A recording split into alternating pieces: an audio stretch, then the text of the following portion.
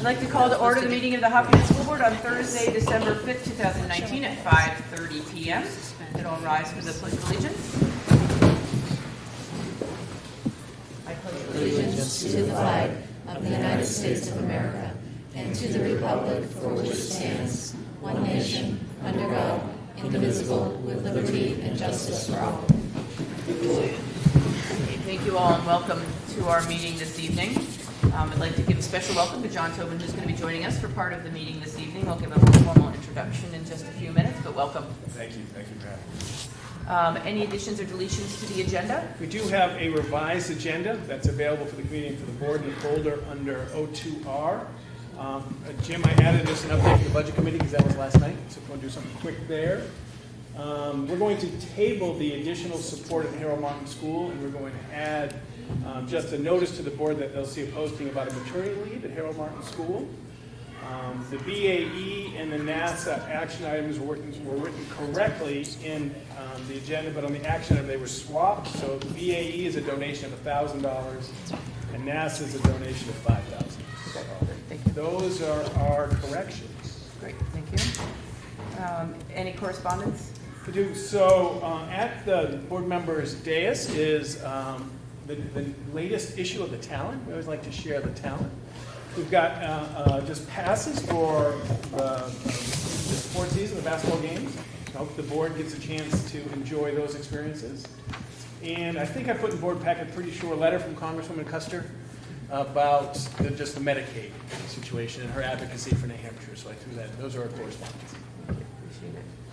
In the packet was 3 sets of meeting minutes. I'll take a motion for the Hopkinton School Board to approve the minutes of the district safety meeting held on November 21st, 2019. So moved. Seconded. Any further discussion? All in favor? Aye. Any opposed? Motion carries. Take a motion for the Hopkinton School Board to approve the minutes of the regular school board meeting held on November 21st, 2019. So moved. Second. Any further discussion? All in favor? Aye. Any opposed? Motion carries. Take a motion for the Hopkinton School Board to approve the minutes of the non-public portion of the regular school board meeting held on November 21st, 2019. So moved. Second. Any further Yeah, discussion? can I ask a question? I guess I didn't find the minutes for the November 21st non-public. They were in there? So there was one dated November 7th in the November 21st folder. And so I don't know if it was on my end as being just not finding it. It could have been my transposition, so why don't we table that? Yeah, I saw it non-public. There is a non-public in the folder for November 21st, but the file is from November 7th. And that's in that folder, if that makes sense. We'll double check it because I thought I saw. Okay, I It thought might I have saw been them. me, I apologize. The dates are off. Okay. Great. Thank you.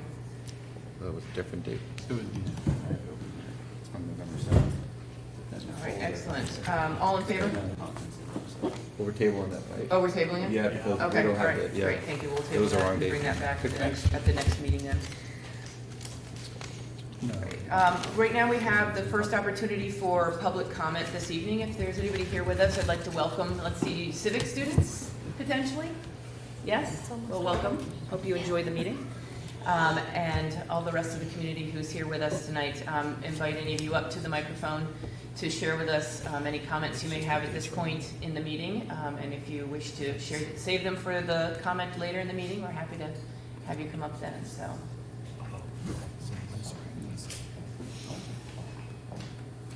Hi, I'm Andy Gilman. I'm supposed to say where I'm from. I forgot this. Okay, Name's fine. thanks. From town. Okay.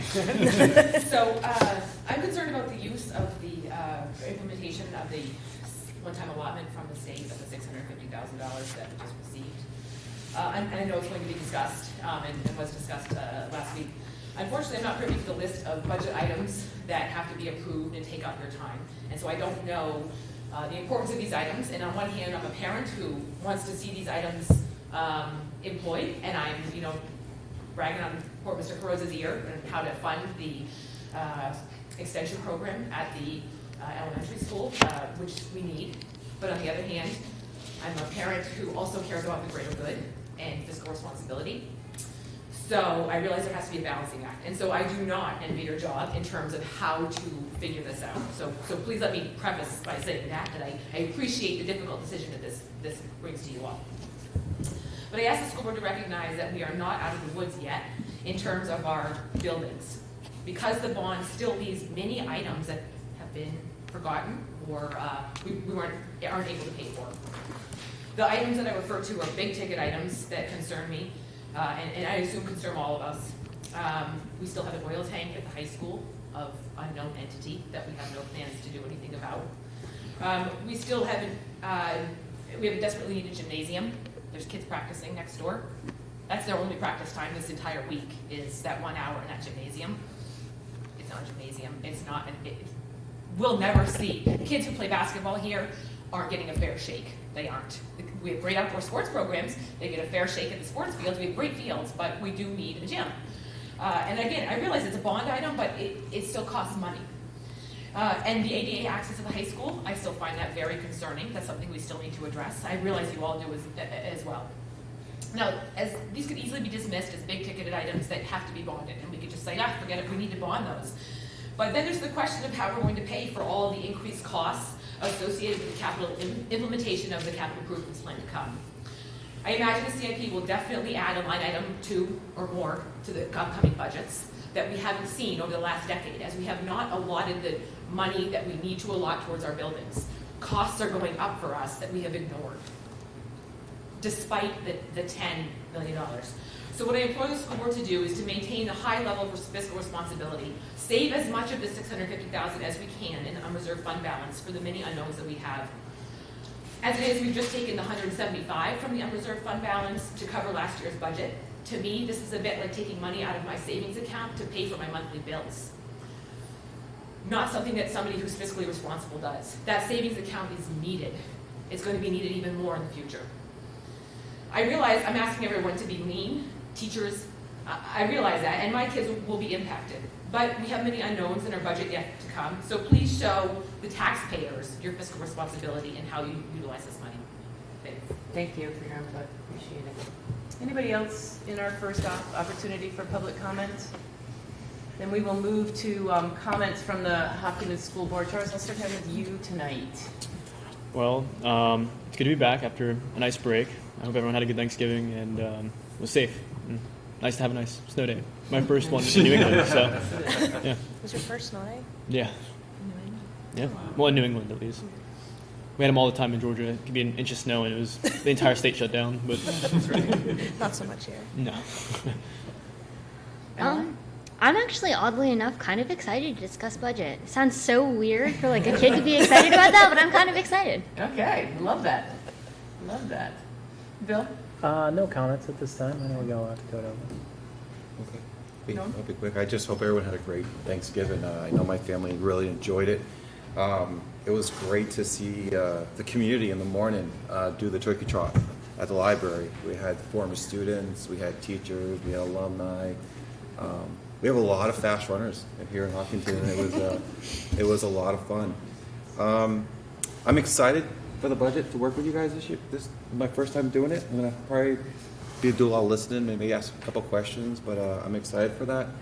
And most important, happy birthday to my wife today. Oh, it was great. Yeah, happy birthday. Yeah. Yes. Great. Awesome. I'm pumped up about the budget. Yeah. This will be my third budget meeting this week, and so I couldn't be more excited. You can feel it. It's palpable. It is. It definitely is. My favorite part of budget season is seeing Janet and Dawn more often. Yeah. But no, I have no other comments. Great, thank you. I am all set because I know we have a lot to cover tonight. Hey, So at this point, I'm going to turn it over to Mr. Chamberlain to introduce Mr. Tobin and move us on to the rest of the agenda. Sure, thank you, and it's really an honor.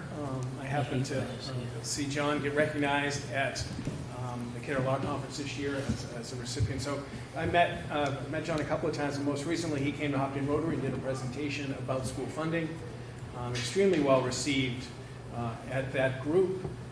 One of the things, I think one of his lines is that Hopkinton punches above its weight. I think that was one of your lines. I appreciated that. He's a tremendous has tremendous passion for public school and concerned about funding, and he's coming here to talk about some things and trying to enjoy them and have the board join. So thank you and welcome. It's a pleasure to be here. It's an honor to be here. And I guess the first thing I want to say, I've been on school board, school meeting, Rotary Club tour for about 18 months. And it's been very inspiring to meet people like you and people who work in the schools who are trying to do the right thing for our kids and trying to balance those needs with property owners' needs. It's really not easy, and all the smiling faces about the budget are very impressive. But it is inspiring, and it's the kids and the school boards and the teachers that keep me going about this, because it's been a long haul, it's a long process. So I thank you, and I consider all of you as the day-to-day heroes in our schools, and I really mean that. So I want to talk about, ask you if you would be willing to sign on to what's called an amicus brief in the Condell case. So what I'm going to do tonight is talk briefly about the status of the Condell case, what an amicus brief is and isn't, what we plan to say in that brief, and who else is involved so far, and then answer your questions. The status of the Condell case, it was filed last beginning of this year, and the Superior Court issued a decision in June, not doing some of the things that Condell asked, but declaring that the law that fixes the amount of adequacy at 3636 for this year was unconstitutional because it was irrational. It was indefensible. What the judge didn't do was what the Condell folks hoped they would do, is order the state to write some checks to increase that amount. And in some ways, they were hoping that the judge would not necessarily throw out the whole system, but instead we'd tinker with the formula, we'd add some things to the formula, and then really expeditiously order the state to pay additional amounts. And they were really pushing for a decision before June 30th because of a crazy old legal doctrine called sovereign immunity. If the judge ordered the checks to be written before the end of the fiscal year, then that would have been lawful. But after the fiscal year, to order checks retroactively wasn't lawful. So they were hoping to try to get around that ban on retroactivity. And so the judge wrote an almost 100-page opinion, really taking apart the formula and showing how irrational it was, and going back to the legislative process from 2008 to show how it just didn't make sense. But the judge also didn't make a ruling about what the formula should be. He said that's a legislative role, not a judicial role. He's not informed enough and expert enough to say this is what the number is. And you all, I'm sure, know that the state's figure of 3636 is absurd. The average, when you include everything of per pupil spending, is almost $19,000. It was last year. So the number is somewhere in that range, and it will have to be determined ultimately by the legislature. So the state appealed that decision, and again, the judge didn't say you have to put this in it and it has to be this amount. The judge didn't give the legislature a deadline. In these cases, for good or ill, judges tend to defer to the legislature. Bend over backwards to be respectful and to not impinge on the legislative role. So, and they'll say, we're the sort of constitutional umpires, but we don't make policy. Here's the framework, you guys make the policy. So, so the state appealed that, and Condell cross-appealed, saying you should have made a specific order about some of this money. And the Supreme Court accepted that, and set a deadline for the briefs. And so what we're trying to do is to jump on the bandwagon on the side of the plaintiffs, but not completely. And what amicus curiae is Latin for friend of the court. And it's a process where people who are not directly parties in the case can participate for a limited time. It's kind of a one-time shot. And the idea is to give the Supreme Court, in a case that's important, where the issues are complicated and the impact could be large, the opportunity to hear from some other people. And our Supreme Court likes friend of the court briefs. They encourage them. they find them helpful. And it occurs to us that Conval, a rural district, and the other districts that joined them, rural districts, one part of the state, the court needs to hear a lot more about school funding from other districts. It needs to hear from other kinds of districts. It also, frankly, and one of the main things we're going to try to do in this brief is do a little, in some ways, a version of our education funding and property taxes 101. Give them some of the just obvious points about how unfair the tax rates are, how disproportionate the spending is. Give them some of that information that they're not necessarily going to get from the state or from Conval. So we think it's an opportunity to really be helpful to the court in a way, obviously, that is supportive of what we've been trying to do for 18 months and 30 years, which is to try to change the system. The way that the amicus curiae, I think, works is you have to either get the approval of the court or the consent of both sides. And I've already obtained the consent of both sides. The Attorney General's consented, the lawyer for Conval has consented. And they, I give them some credit for that, but they also, I'm sure, recognize that the court favors these things. If they didn't consent, we'd file a motion and the court would grant it. So they're saving everybody time and trouble by consenting. So what we're planning to say is, again, start off with a primer on school funding that's fact-heavy, that really paints the picture in a way that we're not sure is being painted by other ways about what this means for taxpayers in places like Hopkinton. How it can be that a school district like Portsmouth can have a much lower tax rate and a higher level of spending because they have so much property wealth to tax. And how that this operates all over the state. It doesn't matter whether the school district is rural or urban, large or small, in an R district or a D district, it's all over. And so we really want to point that out to them. And then we also want to, we want to have our say about the irrationality of the current formula. The court did a pretty good job on that. What neither Conval or the court did quite as good a job on is the issue of the property tax issue, which is really at the core of this in lots of ways. At one of our forums last spring, somebody said, you shouldn't just call this school funding 101, we should call it school funding and property taxes 101, because it's just as much about property taxes. So we said, yep, you're right. It's about that. So we want to, again, sort of lay out how the current system works for the court, because we're not sure they know.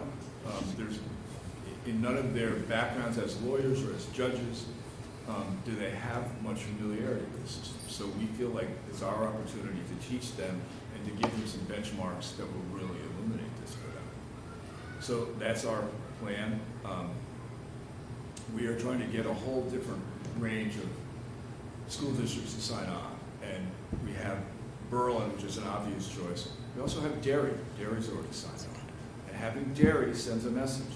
This is not just a problem for old mill towns. This is a problem for one of the biggest districts in the southern part of the state. Having Hopkinton would send a message. This is a very highly regarded school district. This is a very highly regarded school district. But as Steve said, you guys are punching above your weight. You have the people in this town pay very high school taxes to create and maintain that highly regarded school district. And that's part of the story that the court needs to hear.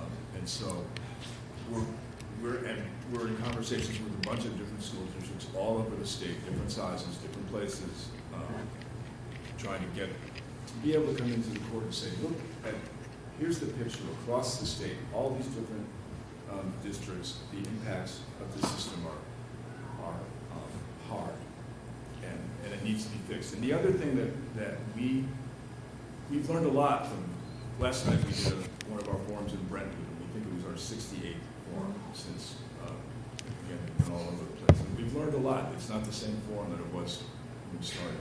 And one of the things we've learned, partly from hearing from people, but also new research, is this problem has gotten a lot worse in the last 10 years.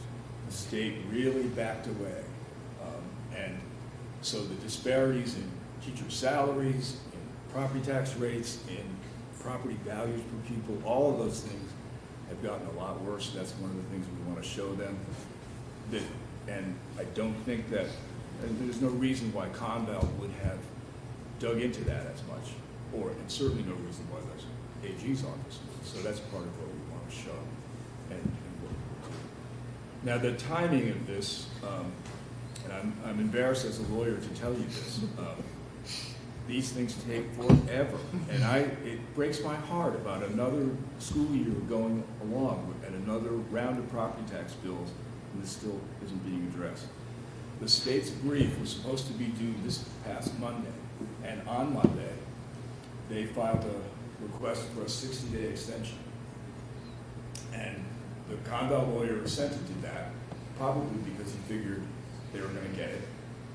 The state extension said, our lawyers are working on something else, we don't have time to get this done. But what that means is, so we thought our brief was due at the very beginning of January. It now looks like it's going to be due the beginning of April, and then the state will have another crack. So all the briefs won't even be filed until May. And that, if the court hurries up and schedules an oral argument in June, then probably the earliest that they would make a decision would be September. And that's optimistic.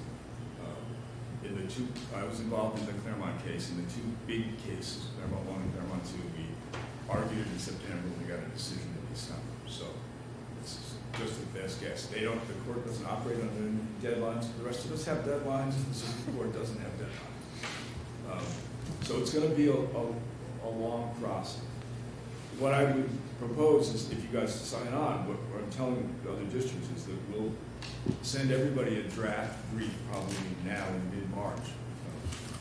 We're working on it, we're going to continue to work on it, but we won't see what the state says until until February. So that's the timetable, that's what would happen. As we go forward, I would keep you all informed about who else is joining. But I hope that you will. I think it's an important message to send, that it's not just Conval's problem, it's not just Berlin and Pittsfield's problem. It's a problem that really affects everybody across the state. Does anybody have any questions for John? And I'd actually like to open it to the floor as well. If there's anybody here with us tonight that has any questions for John about. No, go ahead. Will it cost the district financial resources? No. Oh. No, I'm glad you mentioned that. No, the team of lawyers that I'm doing this with, we're doing this pro bono. Okay. And the other thing that I meant to say is this doesn't make you a formal part of the case. This is you're participating in the Supreme Court's process, and then you're done. Okay. Let me just say about what I think is going to happen. In the rush to get the decision below by June 30th, the court below didn't allow time for what lawyers call discovery, depositions, interrogatories, all that sort of stuff. The state is raising that as a procedural flaw, and that's going to be a hard argument for Conval to overcome.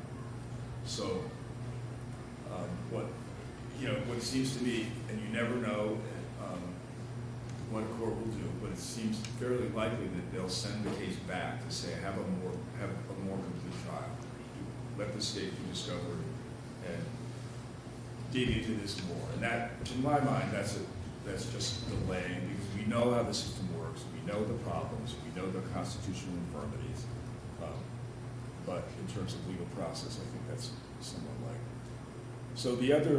So this amicus brief won't cost you anything. It's a one-shot thing. It doesn't make you part of the case.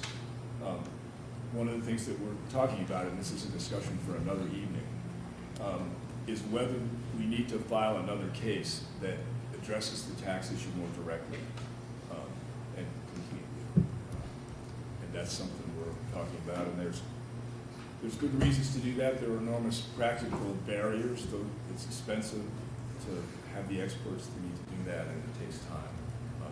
in some ways, that would also send a message to the court. This issue isn't going away. If you duck it this time, it's coming again. Thank you very much for answering that.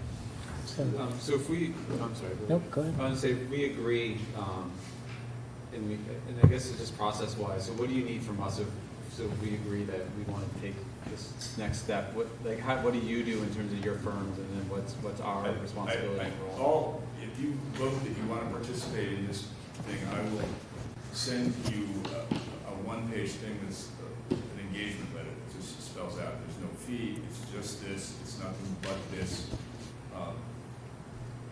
Just to explain it right. And so what other school boards are doing is taking a vote, essentially authorizing us to include you as part of this amicus brief. There is an action item just drafted, of course, we tabled, but it is. But I guess in terms of information, you handle the writing of the brief Yes. and all the research that needs to go into it. There's nothing. Yeah, no, there's no, looking at Steve, no. Yeah, I'm looking at Steve too, that's why I'm asking the question. I appreciate that care from both of you. No, he doesn't have to do anything. Okay, thank you. This might not be the venue to talk about this, but is there any chance you could summarize the difference between the Claremont case and the Conval case? What the decision was on the Claremont and how things have changed since then? I mean, you say it's going to keep coming up, but anyways, I'd like to hear your opinion on that. Sure. I mean, the Claremont case was, it was one case, and there were a number of court opinions as we went back to the court a number of times. Again, about the inadequacy of the state funding a district. The two main principles that come from that, one is that it's the state's responsibility to provide a constitutionally adequate education. And that constitutionally adequate education, the court defined broadly. They were looking at how do we help kids succeed in the 21st century. And that's a federal. No, it's not federal. It's a state guideline. Okay. It's state. Unfortunately, there's no federal rule in this at all. This is all based on the New Hampshire Constitution. Yep. And so it's the state's duty to provide that education. It's defined broadly. It's not just the 3 R's. It's health and science and technology and languages and all those kinds of things that kids need to succeed.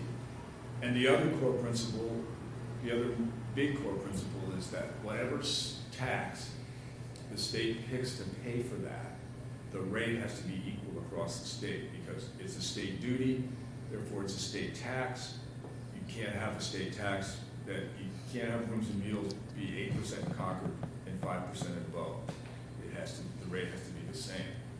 And it's really obvious in 2019, the state's not meeting either of those duties. They're paying for, our data shows about 20% of the cost, the actual cost of education. But they define adequacy very broadly in incorporating all the minimum standards. So we don't know what adequacy costs, but I think it's safe to say that it's closer to 18,000 than 3,600. And so since the state is not paying anywhere close to what it costs, the burden to pay that difference falls on local school districts, and that is done through the local education tax. But that local education tax really isn't this label. It's really a big piece of that is to pay for what the state is supposed to pay for. Right, I get that part, but in terms of the Claremont case, that was just basically the town of Claremont saying that those numbers are inadequate, and then who won that case? I mean, Claremont eventually was bailed out. Well, clear me up on this one here. Before the Claremont case, the state's duty was not clear.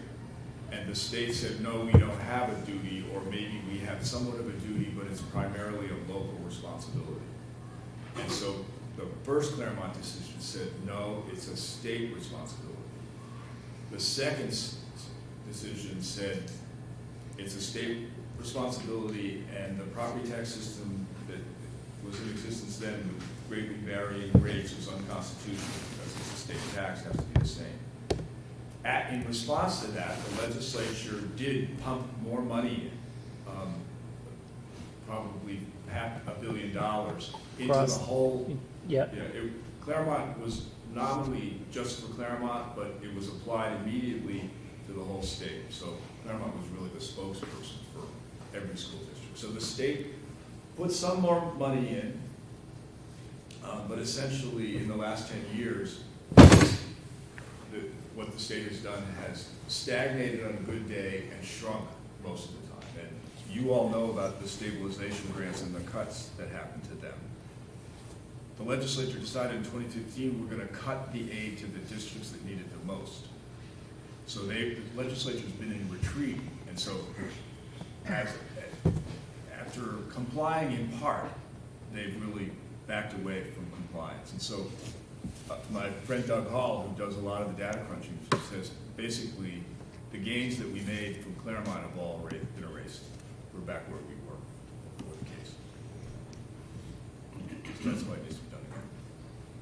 Do you or Conval or I guess the coalition you're putting together, do you have a definition of what you think adequacy is? I mean, do you, I guess, a definition in terms of dollar amounts? I mean, are you looking, do you believe the state has a 100% obligation to fund, the state has a 100% obligation to fund education, or is it, 50%, if it's at 20 now, is 50% of when? It's not a percent. It's really a more complex question than that. What are the key components of it? And the legislature's never really answered that question. It's sort of a kind of a desperation move. At one point they said the minimum standards are adequacy.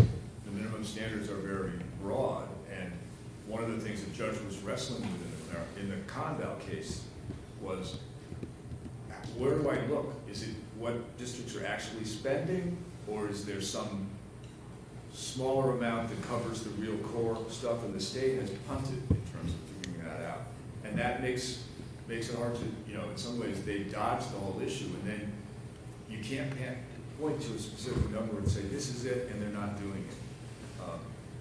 So that's why I worked on the property tax side. That's simpler. The rates. We know that it's really easy to show the rates are really disproportionate. And I guess my other question, and you might not know the answer, I don't know if I can ask the question right, but so I understand other states have other tax systems in which they pay for public education and other services. And so I'm just sort of curious, if you go state by state, have other states figured out that a cost of an education for a state's obligation is X? And I'm just curious on how other states approach the question, knowing that our property tax system is driving some of the decisions that we make. But how have other states addressed this? But and their constitutions are different than ours as well, so they may have different provisions than we do. Well, Massachusetts has the identical provision, and they also had a lawsuit. Vermont doesn't have the same provision, but they also had a lawsuit. And in those states, the legislature did much more. And one of the things that it would be normal, even if the legislature had done the right thing in 1999, after 20 years, it would be normal to revisit it. In Massachusetts, that's what the legislature just did within the last couple of weeks, after a couple of years of study. They changed the formula. They're going to pump a lot more money into it. I think more than $1 billion of new aid, especially to places like Lawrence and Lowell that have more kids and greater needs. So it needs to come back again and again. But other states, and not just New England states, there was a lawsuit in Kentucky, and that legislature jumped in and said, we are going to change the system. We're going to put a lot more state dollars. In terms of where the dollars come from, some of them come from a true statewide property tax. My friend Doug Hall figured out that if we had a tax rate, an equalized tax rate of about $12 per thousand, that would pay for everything, K through 12. And most people's school tax rates are more than that. And so most people's would go down if we went that property tax route. One of the problems, and we have a slide on this in our show now, which we're used to. New Hampshire is enormously dependent on property taxes. If you add this local school tax, which is the biggest tax in the state by far, and the municipal property tax, the county property tax, and the SWEP, the statewide property tax, which is really more local property tax, that's like $3.7 billion. $3.7 billion. If you add the two business taxes together, they're like $700 million. It's like a fifth. So we are very, very reliant on property taxes.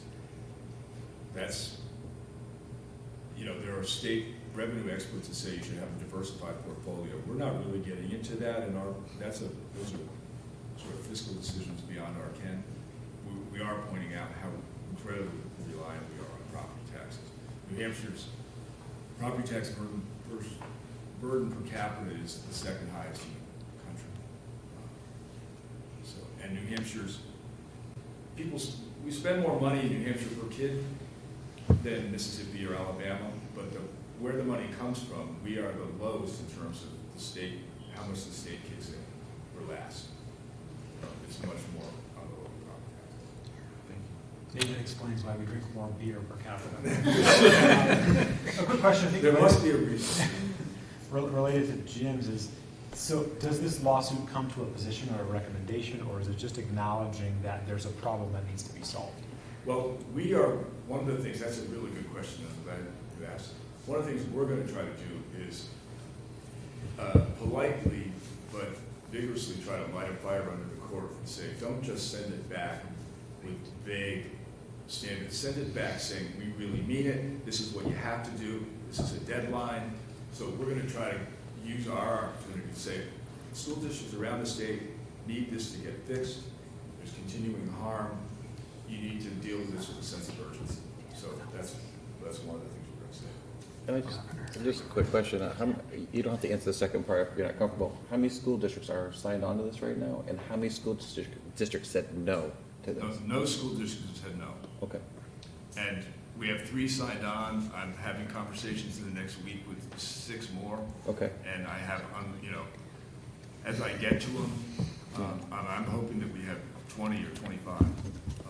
And I think logistically, as a volunteer, I don't think I can talk to all, however many there are. So I'm trying to approach ones where, again, where, as I said before, where I think the participation will send a message. And I think, again, this is a school district that has cred. So, and you also have a big problem in terms of property, which is not your fault. It's the way the system works. What is I know they haven't filed their brief yet, but what's the state's argument? What's the Attorney General's argument in this? Because I feel like, wow, I'd love to hear what their argument is. I would too. I think, in their notice of appeal, a lot of it is really the procedural stuff. You didn't give us a chance to have a trial. We should have discovery. The judge, made some procedural mistakes. One of the arguments that they made was, well, kids are getting an adequate education, so what's the problem? You Conville people are not saying that the kids aren't getting educated, so the duties being met, what's the problem? And the trial judge really hammered back at that and said, the duty is a constitutionally adequate and fully state-funded education. So, basically, the state for years has been relying on people like you to make up the difference and to make sure that the quality is there on the backs of local taxpayers. Because you're not going to say, oh, the state isn't paying, oh, well, we'll have 60 kids per class and no technology. So that, I think that's a pretty disingenuous argument. That's one of the arguments they make. But I look forward to seeing how and I really look forward to seeing the oral argument when they try to defend the system. And that's one other thing. We're thinking about asking for permission to be part of the oral argument, and sometimes the court lets amicus parties do that. And we'll let you know. We'd like to. We think we have something to say. Who's representing Conval? A lawyer named Mike Tierney in a law, the Wadley law firm in Manchester. Thank you. Thank you for coming in. Absolutely. Thank you for hearing me out. Great to have you here. John, before you step away, does anybody with us this evening have any questions for John about his presentation? No question, but I totally support this approach. We're glad you're here to hear it. Very good. Yeah. sign on and support it. Thank you. Taking the time to do this. Yes. Thank you. Mr. Tillman, very welcome. Very welcome. Thank you for. Have a great You guys evening. could be here all night doing your job. I really- Welcome to stay. Thanks, John. All right, Steve. Where you left off. Sure, and this was every other month, we do central office and building. This is central office administrative reports. They were all included in the packet. If there's any highlights or any questions, we'll start with Becky, Director of Student Services. Any questions for Becky? Any questions for me? Questions for Becky? Go ahead. I just love that you have the program with Justice Broderick. He spoke recently at my place of employment, and 600 people in the room, and he brought it was silent. You could hear him. He's a phenomenal speaker, great storyteller, and I'm glad that the community has the opportunity to hear from him and hear his story. And Yeah, we're really fortunate to have Emily on staff as a trainer now for youth mental health first aid, so it's a great help for us. I just wanted to say thank you for your presentation at the last school board meeting, or the safety presentation. I thought it was really valuable, and You're thank you for your time and thoughtfulness and Thanks for the putting that opportunity. together. So. Thanks. I mean, I love the line you use in here. Today is a budget day. You know, show me your budget and I'll tell you what you value. I think it's very true, so thank you for. It was not my line, it was something that was given to me years ago, but I've never kind of forgotten that, and I think that that's sort of something that, in terms of my own budget drivers, that is where I try to put the energy, so. I appreciate it. Thanks, John. And I just want to say, you talked about thinking what happened in 2006 and how you bring all that energy, and it's never the same every year for Thanksgiving It's for you. never what you think. But right? I just want to say, it really hit me where I read that, and I just want to say it was really great to see you bring that spirit here to the district, because it does show in your work, and Thanks, John. and it just really was nice to read. Thank you. Mr. Stone, technology, your questions for Matt. I'm psyched that we have no more Windows 7 machines. Maybe I'm lying after I wrote that. It makes me feel old, but it makes me feel good. Yes. I don't know if this is actually under your world, but I've heard from a few community members not being able, like the dialer not working for them, or having the dialer be significantly delayed. Is that your world, Steve, or Matt's world? The blast, the off call? The all-call. Yeah, we can look, we get a good report from it, so we can check. In the event that folks have questions, Mr. Stone? Is that I'm happy to dig in, yes. We tend to share the burden on that one, but, yeah, it's, I just did one yesterday, I think, for bus 91, maybe. My wife got the call, we got the call at like the exact same time. But it was late? Or? But there were some people that had shared that they got a call 20 minutes late, or that they didn't get one at a certain time, so I don't know if there's. Mine came late. Mine said Michelle Clark was calling me. Becky Forstall was calling me. So it depends who's it, I know, it's random who Mine's, it is, right? Michelle. Could be anybody. Mine's Michelle. Anyway, that's it. Or Well, thank you, Steve. yeah, we'll look into that. I Because it took wasn't a one off big the day. list, so I don't get woken up anymore. One year, No. we were, everybody was making calls at the same time, like all on the East Coast, but this was, we were the only ones yesterday. So, it was good feedback. And Steve, you mentioned that he's going to be helping us with the policy with the student privacy. Yes. So that's going to be coming up soon? Yep. Okay. Yeah, looking at that, make sure. Okay, perfect. And just as one more point, there was a test that was done for the system earlier this fall, right? With all the numbers that were in it? Okay. Yep, and that was at That's 5 what I o'clock that thought. day, so I don't know. Yeah, okay.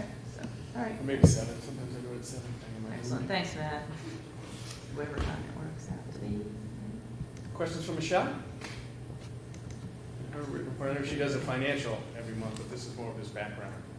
Things that she's working on. I have one down on what it is. Under positive number 3 is, I'm going to say the word, F-Ins, is that? Oh, e-finance, that's our, Oh, it's e-finance. I was trying to make an actual word out of it. Okay. Sorry. No, thank you. As I look at it, yeah, that's what it says. Okay. Like you said, Evidence.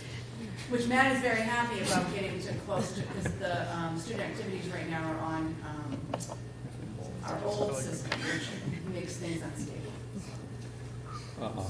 Under there's no stupid question. You're never going to live that one down. It was just streamed. Maybe Don't it's worry. something, right? Michelle, thank you. I know that Michelle and Steve have been very busy working on not only budget, but other financial Don't you like to be on this side, drivers. Amy? It's fun to be on this side. Last 10 weeks or so. He's quite the So character. thank you for all your time. Questions for me? What about the superintendent report? One thing that I'll just add, we're looking at some time in the near future doing the SALT youngsters I work with sometime in the next, we're not going to say exact time, but there's going to be a seatbelt check coming. We're trying to get some data to see about seatbelts, because that's one of our passions. So we won't announce the day because we want some good data. I appreciate Charlie and Ella. They're on SALT, and we actually talked about it today. Some questions for me? One quick question. When is the report from the recycling committee coming? Not sure. We met a couple of times. I'll talk a little bit about the budget presentation. Okay. But they're working on some low-hanging fruit and then some higher fruit. But it's been good. Okay, great. Just a public acknowledgement of the effort, Steve. I mentioned this in non-public, so it's okay that I also mention it in public, is that I don't think folks in the community often understand just how much those administration work. The long days is not a 9A to 3P job. So I think I appreciate all the work. This highlights some of it as well. But I appreciate the long days, the emails at 3:30 a.m. And seeing you. I mentioned I pulled into where was I? The Cracker Barrel. Friday evening at 6 to pick some stuff up. Doesn't matter what it was. But, and I see this truck pull in, and I see this guy scramble out and hang up a piece of paper on the corkboard. And it's Steve posting that the school board meeting will be the following week. And so there are a few people that care as much about this community as you, Steve. And so I just want to publicly acknowledge the effort that you put into running this district. So thank you. Right back at you. Thank you all. Appreciate that. Everybody okay? All right. Can we talk budget for a little while? Yes. Terrific. So, thank you. And couldn't have planned it much better with Mr. Tobin coming and talking about it, because we're going to talk about just a little bit about the trials and tribulations, about where we are. So, some of this you've seen, some of this is a little bit different. We've added a little bit. Up until now, it was the building budget, and over the last couple weeks, and culminating tonight, it's the superintendent budget. And this process, starting tonight, through perhaps January 2nd or the 19th, it becomes the school board's budget. So the leadership team, Michelle and I, whatever you need to understand and to the information you need, that's the goal. But we'll introduce a little bit about what we're doing. One of the things that I think you've been accustomed to is a theme-based leadership.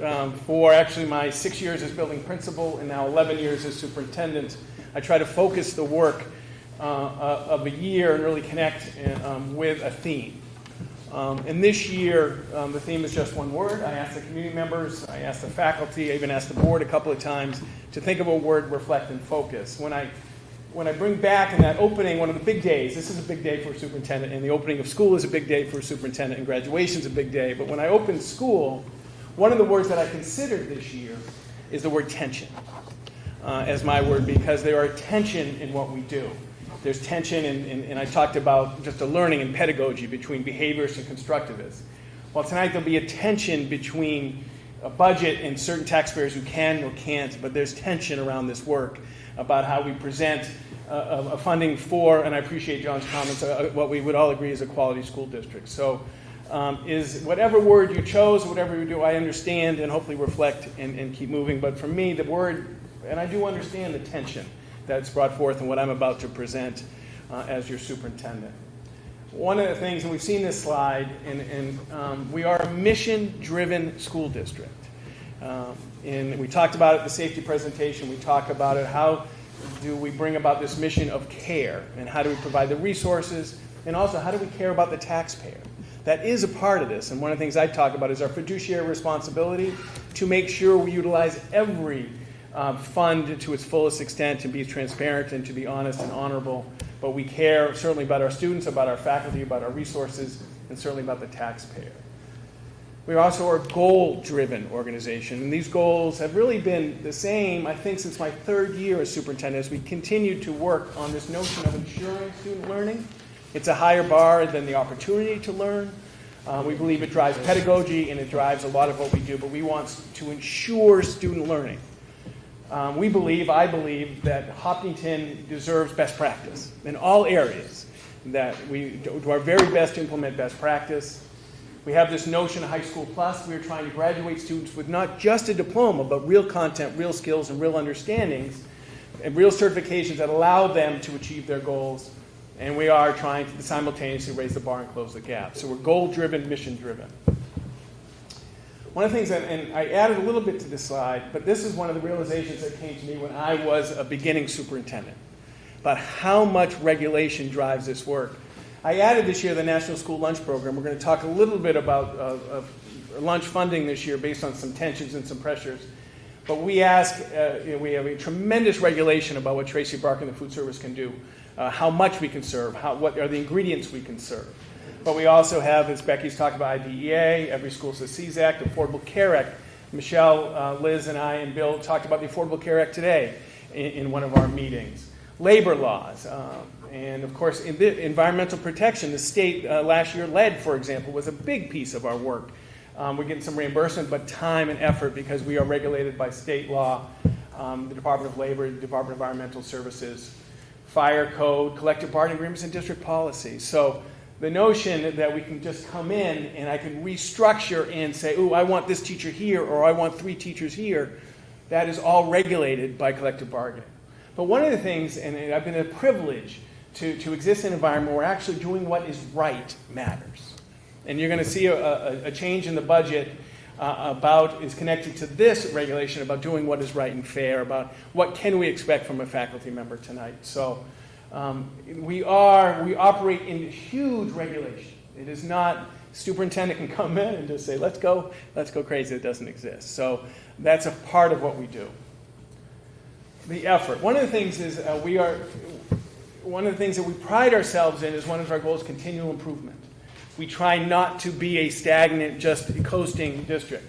We are still involved in universal design for learning. Meg started it, and Amy, we have a piece going here.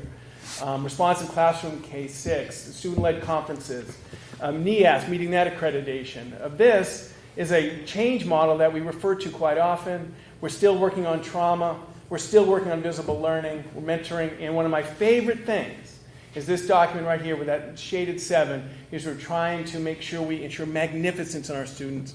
We believe that every student deserves magnificence. So this is the work, the effort. It's not just coming to school. It's not just, it's trying to move this place in a way that meets our goals, meets our mission. But these are just really a sample of some of the efforts that we're putting forward. So one of the things, and Michelle and I had a discussion, this is my 11th time presenting a budget as your superintendent. I was pretty involved for a few years as principal and assistant principal. And this year I had a discussion with Michelle. I said, what about transformation, Michelle? How can we transform this place? And I went and looked. I looked at my first 4 budget presentations as superintendent. You know, how much have we changed and what are we looking at? And I also searched some school districts. And one of the indicators is that 90% of our statewide assessments were above state average. So in some respect, it's not broken, right? We are performing 90% of, that's 18 out of 20 different tests were above the state average. 78% of our kids who took, and what we like about these is these are not, we didn't develop. This is a neutral, this is someone else said, how are you doing against this independent standard? This isn't a test that I gave. This is a state test, a national test, in talking about kids in our future. So 78% of the kids who took AP tests received a score of 3 or better.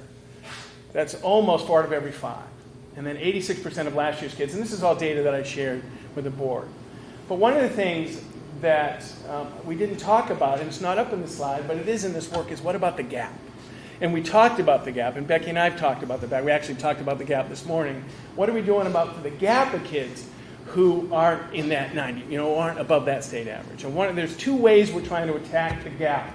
But in this budget, there's not additional resources for the gap, but there is change in practices. And so what Becky is leading is this notion about specially designed instruction. They're trying to make sure that our teachers are prepared to get specially designed instruction for the kids so we can close that gap. And the other piece, going way back to our work as a focus monitoring place, is this work on visible curriculum. We believe that the more visible and the more transparent and more kids knowing and developmental language about their curriculum, we think that'll close the gap. So there is not additional resource for any new position in this budget about that, but we are still working on it with changing of practice. And a little bit, some of the professional development we're bringing in is through a grant. But we're still focused on the gap. One of the things in the background, and this year especially, we're taking a look at enrollment. Because as I asked Michelle, 81% of our budget is personnel. So 19% is non. So we have to look at the baggage on enrollment. So this is by school. And you want to make sure they all get the slides? That's right. Because we copied them for you.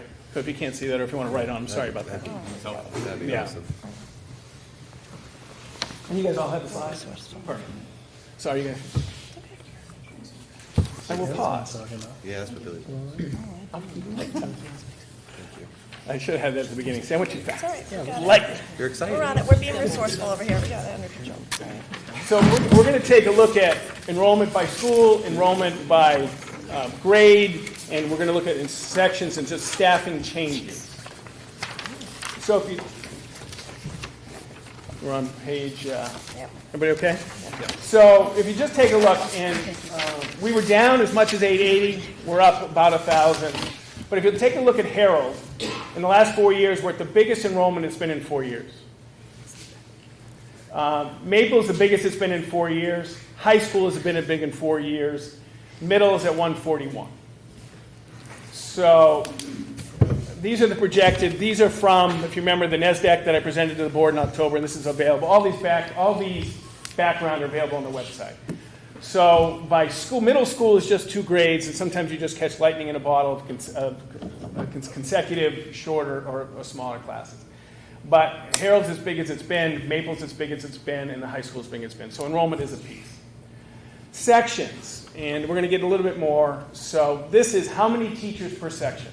And Bill and I will fight about this and stress about this, and Christine will join the fray, because this is the first time in my 11 years, and Bill's 20 this year? 20th year, that we've seen anything like a projected of 86. So we haven't had kindergarten too often in 70s.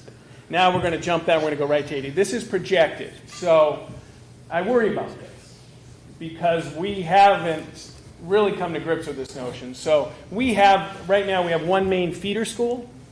And so I asked Christine this week to call. Now, if the feeder school was going to send us, usually we get 9 or 10.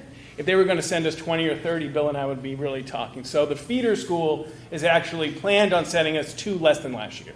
So there isn't a crazy jump. So Bill and I don't know where we would get 30 more kids. So there is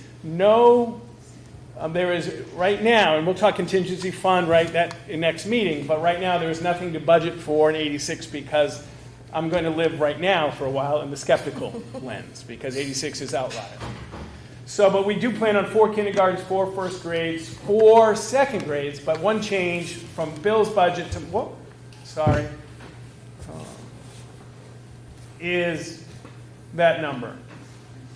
So I did reduce to have 3 classes at 3rd grade, because if you do the class size, we can have 3 at 3rd grade. We'll have the exact same average class size as we had this year with 4 with the 86.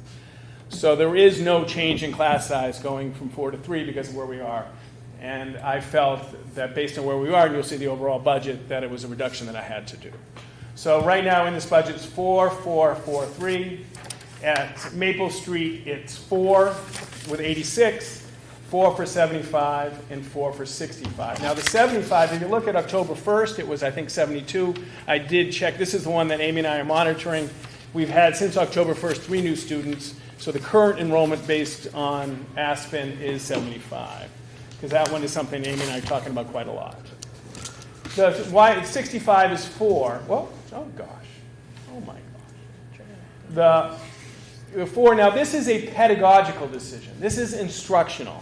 I've been in Hopkinton for 20 years. We have, in 7 and 8, we have had 1 math, 1 English, 1 science, 1 social. we believe that that's the best approach at 6, 7, 8.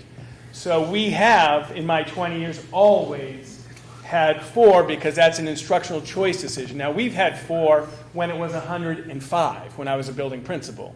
And we've had 4, I don't think we've ever dropped below 60 at 7th or 8th. I don't think we've below 60. So that's why that remains at 4. Let's talk very gentle. So staffing at elementary. As I said, kindergarten is a wild card. So we are 1 less teacher at Harold Martin School. Kindergarten we're not sure about. One, when I said to Bill, I think we got to really be ready for a reduction of teacher. And he said, oh, that's what we're going to need the classroom. We're going to have 5 kindergarten, Steve. So we'll have to talk about that if we get there. Maple Street, we did increase grade 5 by 1, that's 75 youngsters. So we don't typically like to start at the average of 25. I know we haven't done that in Hop in a long time, if ever. Because we're adding sections and we're just about fully staffed here, we have to add a micro piece of wellness and a micro piece of art. Those are collective bargaining. They have to have a certain number of FTE-related number of periods they cover. So that is staffing there. Let's talk about secondary. Again, instructional decision, 4 and 4, and that's where we are high school. 86, it's a pretty big high school. It's not the biggest class since I've been here was a class of over 100. We're not there, but we wouldn't be surprised if some of these grow to manage, but we're getting up there. Now, high school is a little bit different. So, and we're going to get there in a minute, but why I have 4 sections in 7th and 8th, but I don't put the number of sections in high school because the program differs. It's not as prescriptive. We don't force everybody into 4 classes, specific classes in high school. I'll talk about that in a minute. Everybody okay? How am I doing? Good. Last question. Yeah. Staffing in the secondary, no changes in the middle school. Last year, there were more than 20 kids on a wait list to take, you know what, that should have been FACS. So I'm sorry, career should have been family and consumer. I'll change that, it's been a long. So we added 1/10 of family and consumer because we have the interest. We have over 20 to 30 kids who wanted to, we didn't have room for this year, so another section would meet that need. That's about $8,000.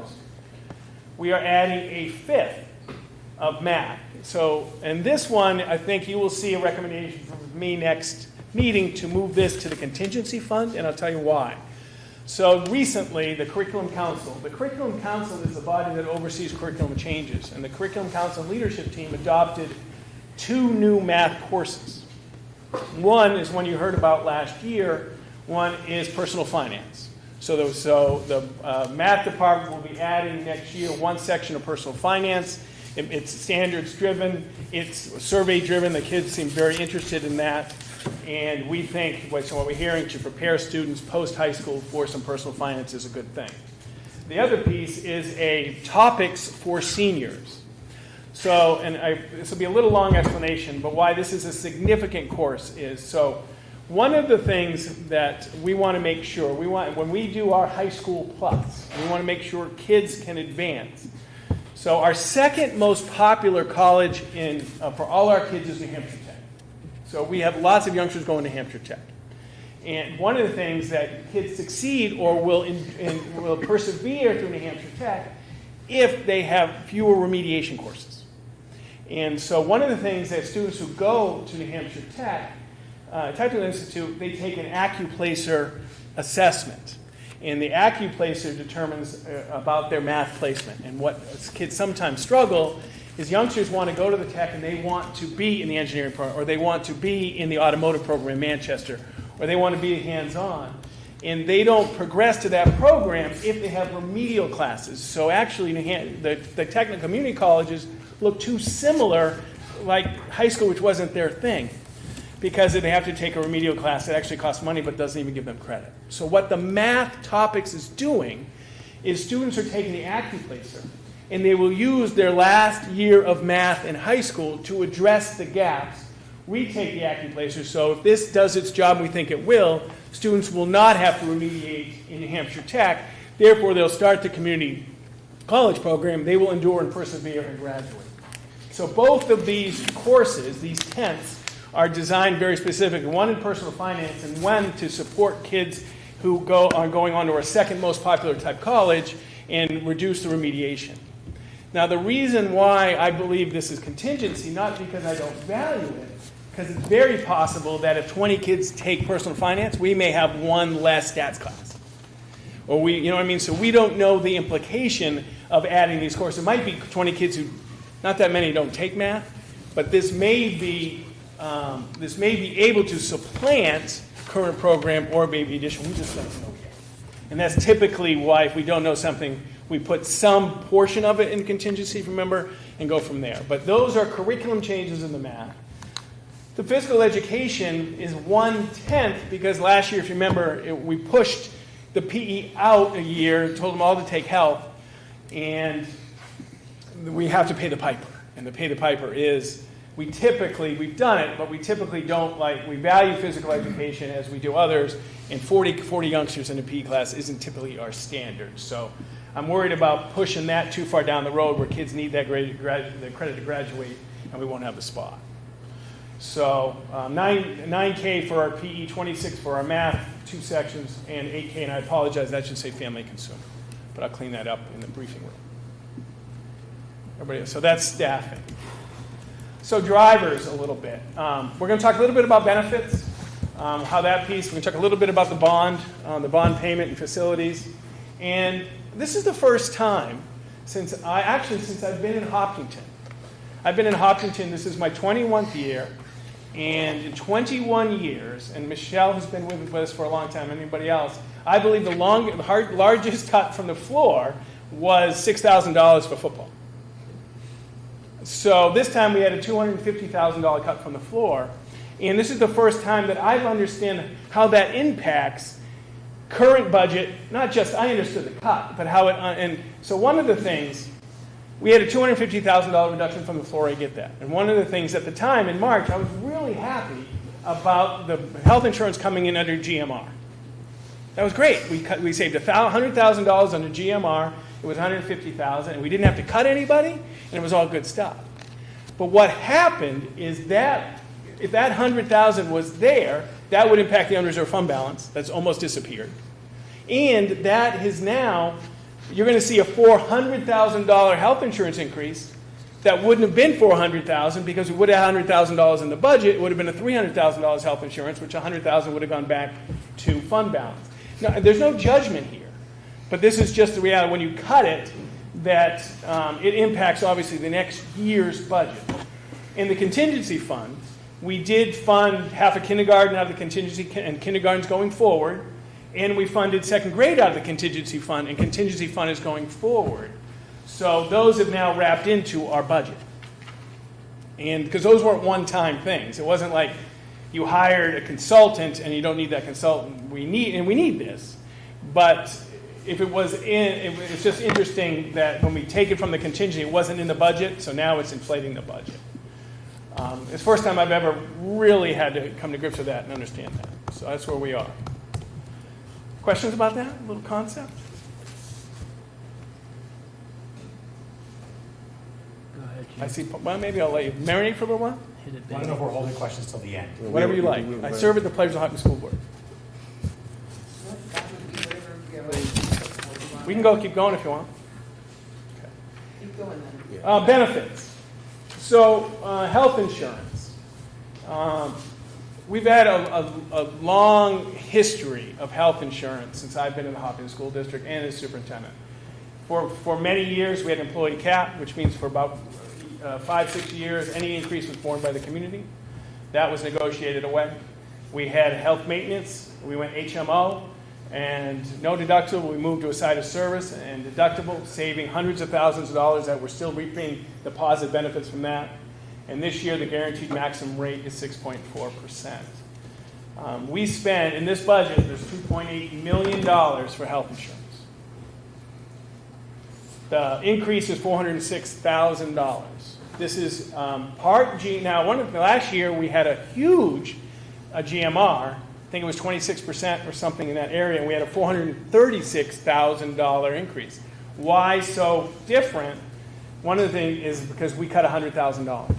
That would have been, if we didn't have the cut from the floor, that would have been a $306,000 increase, but it's a $406,000 because we took it out after the GMR.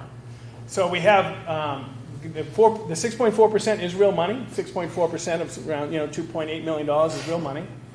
But plan changes. That's something that we really struggle with. If someone going from a single to a two-person, someone gets married, single two-person.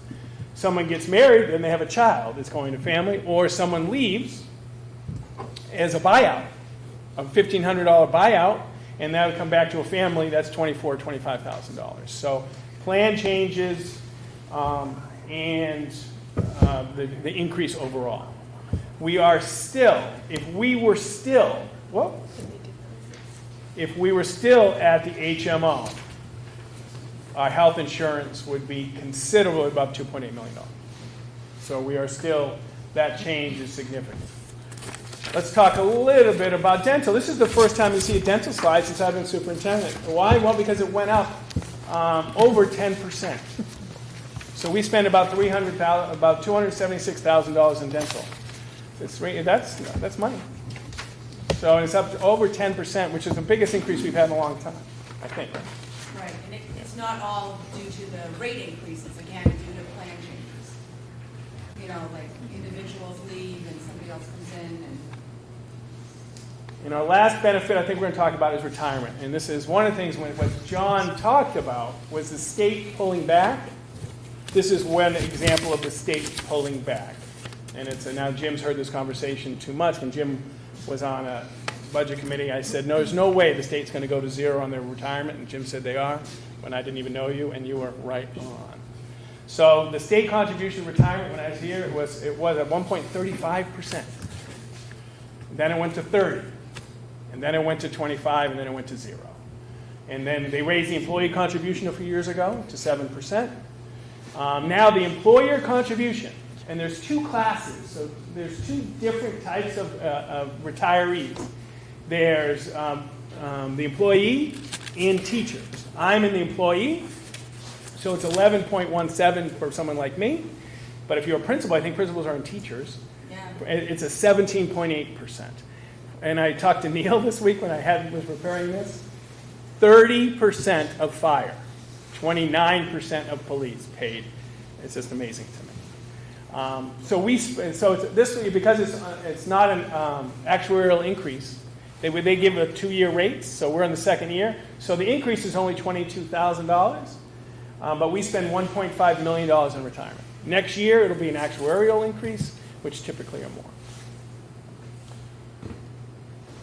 So what do we do? What are we? What is funded? What do we pay for? Where does this go? At Harold Martin, we like to have class size early, 15, 16, 17, and later in second grade, third grade, we get a little higher. But Bill and I will be nervous about this. We're going to start right now. If we adopt this at third grade, we're going to adopt a 21.6, about 21, 22 today. That grows by 10, 15 kids. It's not projected that way, but that class size is an uncertainty at Harold. In kindergarten's a wild card. We do literacy, we do numeracy, we do social emotional, we do specials, and we do. So in this budget, and this is the area that we talk about fairness and what is right. We know that we do not give enough time in the year for the administrative assistant at Harold Martin School.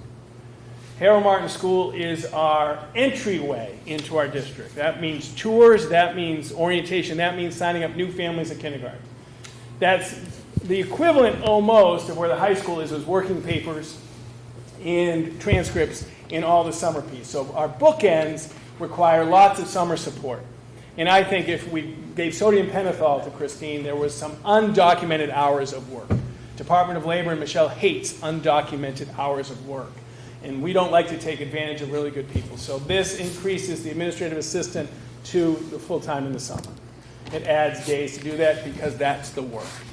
When you are getting, I don't think we'll get 86 kindergartners, but imagine if we get all those new students or tours or new registrations or meeting people, they are following up on vaccinations and physicals and all that entry stuff. So this is where our method of doing what is right and how we try not to take advantage of employees and we try not to violate labor laws if you're out there. Maple, the class size, I've already gone over that. We do literacy, numeracy, social, emotional, and we do specials. We've got our specials in Maple. Responsive classroom, UDL, We have going next year, it will be 4-4-4. It will be a full house, which is that the first time since you've been doing this? It'll be a full house, so that will be 4-4-4. And so there'll be shuffling as Amy likes to move some folks around. So that's where we are at Maple. Middle, so our philosophy, maybe you've heard this, the philosophy of middle school is exposure. Get middle school kids, 7th and 8th grade, 6th, 7th, 8th grade, to try as many things as possible. Throw them in 5 specials. Make sure they try a world language. Make sure they do technology. Make sure that age is try it and figure it out. And that's what we do. We have unified arts, we have extracurriculars, we have art clubs, and we have middle school sports, and we have a middle school theater. The philosophy of the middle school is throw it all at them and help them figure out what they like. Because then they go to high school. In high school, we have the next level of motivational theory. The high school motivational theory is choice. We've made them do a lot of stuff at middle, while high school we want to give them as much choice. We want to support and challenge all students. We believe that the more choice they have in program, the more motivation they have. We do literacy and academic support, strong extracurricular, social emotional. And both the middle and high school are 8 blocks over 2 days. They are aligned, which supports acceleration and supports that pedagogical approach. That's what we're paying for there. Technology. This is a little bit different. Matt's tagline, I've stolen from him, but I try to footnote him every time. His goal is always the right technology for the right task. That's how we do it. We don't want a $3,000 device if a $500 devices work, and conversely. This year, Matt approached, and I appreciate Matt approached his with a philosophy working with the technology committee. His goal in this year's budget is to increase classroom access to technology. He's trying to get to 1 Chromebook cart per 2 classrooms. That's the goal. He's maintaining our hubs, which is our libraries and our technology, our labs, and he wants to make sure we're stable. So I took a look back and where we are. So in 17-18, due to the freeze, we did not implement $40,000 of Matt's approved budget. 18-19, due to the freeze, we did not implement over $30,000 of his approved budget. Last year, we cut $32,000 of his proposed budget. That is in a 3-year total of a reduction of close to $100,000 in technology. Our value, our investment in devices now is close to where we were in 2008.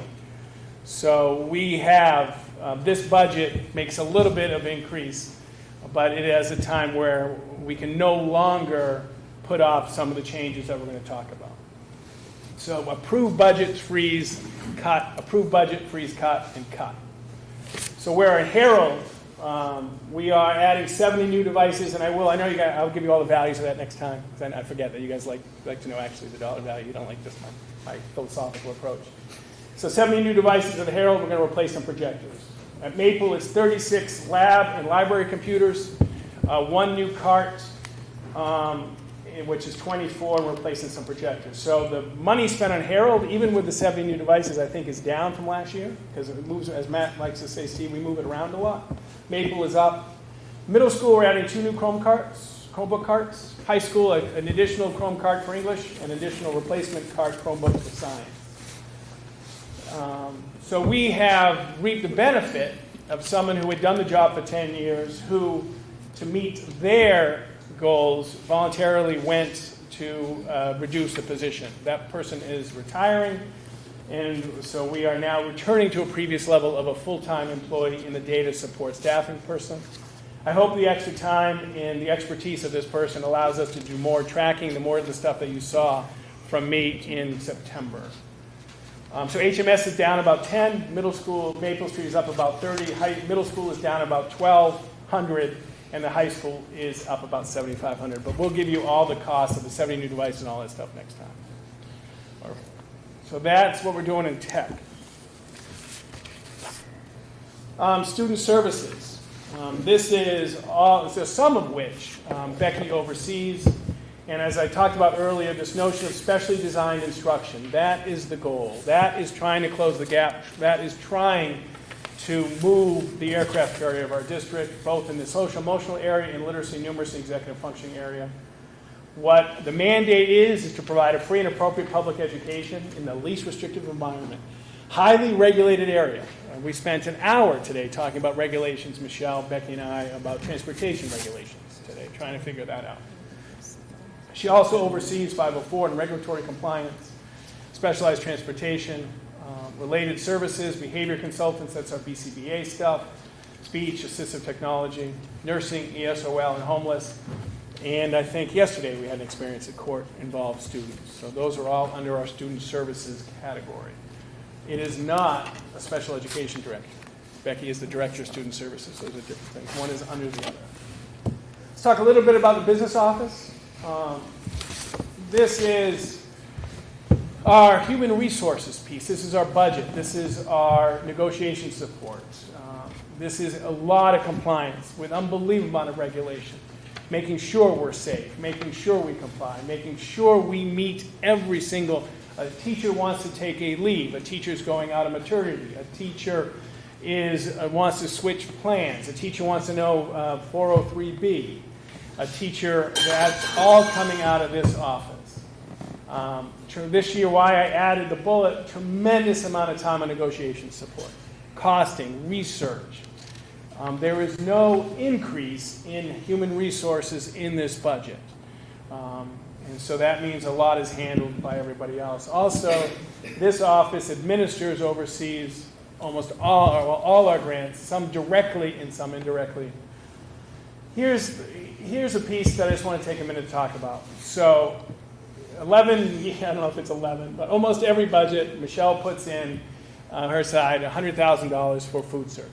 So food service is funded by the revenue that we get from selling tater totters and selling milks and all that stuff. There hasn't been any direct support. And this is an area, well, I remember when I was first superintendent, people came and said, Steve, it's a restaurant. If it doesn't make any money, you shut it down. Well, this restaurant can't decide what to offer, how much to offer, and it doesn't decide what the wage pays or the health and benefits. So it's a highly regulated environment. Why this year I would ask the board to think about putting some money in is there's two areas that we're working on. One is the recycle, reuse, reduce, refuse. That committee that Norm asked about. One of the things, and I completely get it, the frustration and the concern that we still use single-serve apparatus, whether it's plasticware or whether it's trays. The mandate we have given to Tracy is, because it has to be funded this by self-funded, is control your costs, control your costs, control your costs. And that means the cheapest way to do it, not the best, not the environmentally best and not the best, cheapest way to do it is single-serving stuff. Because we don't have the person to, regulations say you have to wash the tray 3 times. And we haven't added that support person to do it. But I'm with the concern about the environment. I am right there. What the message that we have to be clear to the director of food service is, it's more than about just trying to reduce that fund balance hit. It's about taking care of the environment. It's about taking care of our kids.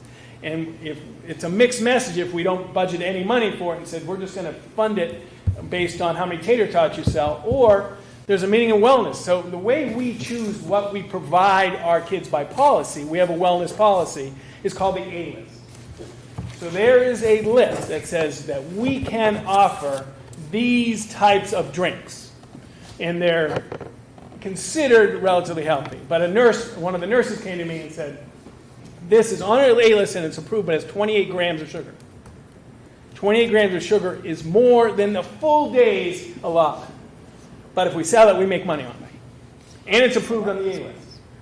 So I can go to her, and the nurse says, Steve, you stop that right now. And I said, okay, I'll stop it right now.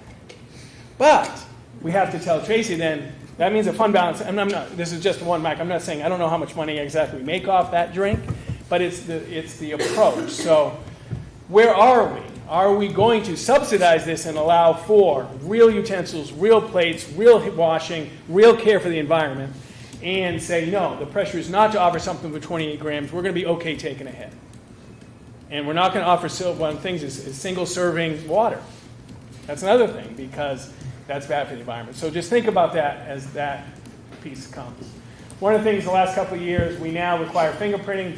We manage all our fingerprinting for volunteers. substitutes, and we're complying with physicals. So that all comes under this department. Facilities, where we are. So remember, our director of facility, as Jay Burgess says, still turns a wrench. So he is spending the majority of his day not planning, not overseeing, not looking at trying to project, and he's turning a wrench.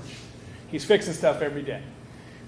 We do have a 1.0 full-time maintenance, and we have 11 total in the maintenance person, but it's about 8.5 FTEs with a 1.0 maintenance person. This year in the budget is a $219,000 first bond payment, first interest on that bond payment. And the facility committee, the building committee recommend, as Jim talked about at the last meeting, bringing that forward as a level debt or principal? Debt, I think. But that will go, after next year it'll go up, but then eventually it will go down, but it won't be completely stable on the tax rate. Next week, we talk about the capital improvement plan and where we are on the maintenance and all that. We have moved classroom furnishings, as we did last year, to the maintenance trust as part of our regular practice now, is to replace classrooms every couple, because we've been deferring this over years, so we're trying to catch up about classroom. And we have a planned bleacher repair, we know that, but Michelle and I will be making a recommendation to the maintenance trust, because that's how we funded the CIP. Was not in the budget, it was through the maintenance trust. That's coming next week. How are we doing? Everybody okay? Mm-hmm. Superintendent. Office of the Superintendent. What do I do? Hopefully educational leadership and vision. I do a little bit of everything. A little bit of curriculum, a little bit of assessment, instruction, a little bit of human resources, a little bit of student services. We met today. A little bit of facilities, a little bit of negotiations, a little bit of student management. So we are GPs. In the Hopkinton School District, everybody around the table is a GP. We're general practitioners. We do it all. Policy development, I'm very privileged to work with Matt and Norm. I think we've done really good work. We're really continuing. This is continuing policy through November and December is a lot for us, so I think that means we're making some progress. Try to be lead communicator, some website stuff and Facebook stuff and communication. Overall, I hope the administrators figure out help and try and help problem solve. Hopefully that's it. Right now included is a 3% non-union raise increase, 1 administration retirement obligation, and the curriculum development support, which is half a day, right, Bill? Is that half a day, about 1/10 of Bill's salary, and 2 teacher leaders, which I'm always proud to promote and provide opportunities, one for managing the tool and the other for training their colleagues. We think that is a great way to get them teachers teaching teachers. Is like students teaching students. It's a great research-based practice, so we like that. Let's talk a little bit about funding stats so you know what's going on in the next couple of weeks. Neil told me today, or yesterday, that the final evaluation is $777 million. So $777,000 is a buck in the tax rate. $100,000, right, Michelle, is about 13 cents. So if you want, just keep that in mind. You want to cut the tax rate to a certain, about 13 cents is 100 grand. That's the tax rate over the last few years. The double asterisks mean that's a reeval. So it's not apples to apples, right? The evaluation changes. So the evaluation went up, tax rate went down. Everybody okay? That's just stuff as you're messing around like I do. Or you want to cut 200, you want to get to a certain tax rate, you got to cut 13 cents for 100 grand. Where are we?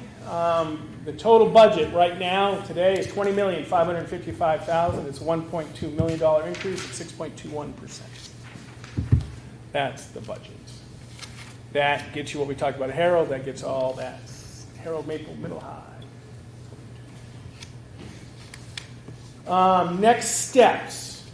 And right after I hit 2 more slides, we have an overall spreadsheet for you by function, so you can see some, for your probably homework more than anything else. You can look at where the percentages are.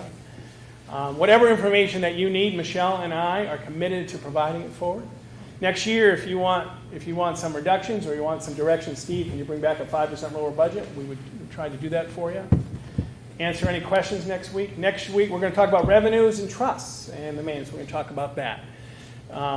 So remember, this is the operational expense side. Then we do revenues and trusts.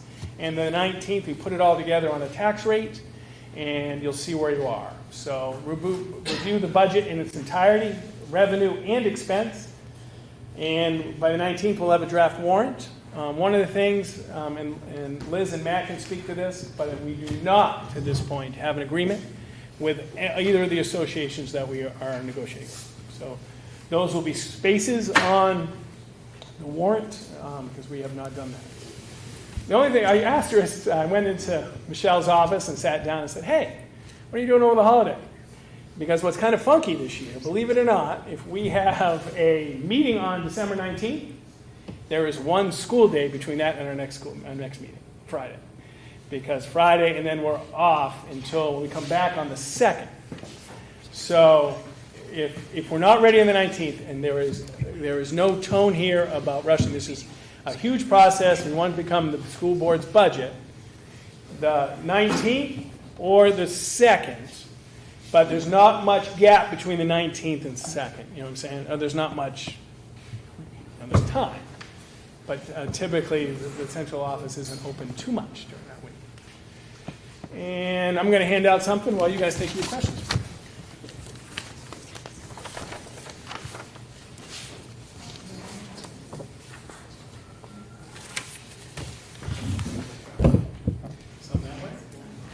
He works hard, dude. He goes every year. Questions for Steve from the board?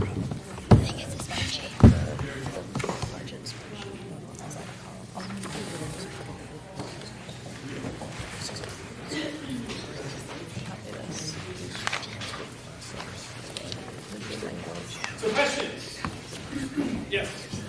Can you go back to the class size Yes. for second and third grade, please? I can.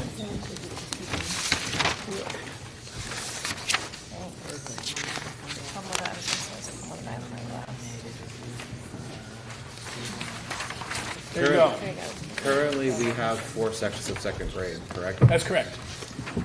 So moving forward, you decided it's best to have three sections, because that's going to be third grade next year. Correct. That's yeah.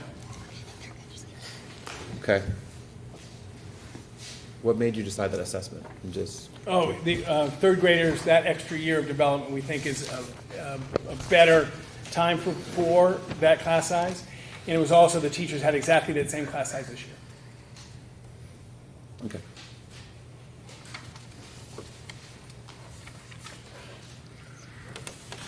Refresh my memory, what the tipping point for kindergarten is for numbers.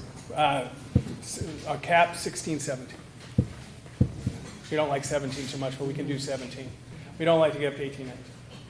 We do not. The Hopkinton School Board has chosen not to have a policy on class size. It's been brought up. It has been by judgment. We have guidelines. We do not have. Some districts have a policy. Exceeds the policy, you hire another one. We do not. We've been look holistically at class size. Norm, my daughter's in second grade, right? Yeah. Okay. Yeah, both of ours. Yeah.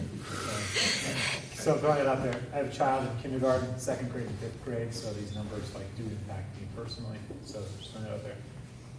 I'm curious, Steve, as we progress more into the competency-based world, do you foresee there being any flexibility in terms of needing 4 second grade teachers, 3 third grade, versus perhaps having mixed age classrooms? A great question. And I've asked this a couple of times. If multi-age is something that the board wants to put on a priority list, we're happy to invest resources and time to do that. We have tried not to make that decision today because multi-age is a different planning, it's in a different approach. So I would say, I think we did this a couple of years ago. I asked right after the budget process, would multi-age, do you want us to take that on? And of course, we get our capacity gets very full.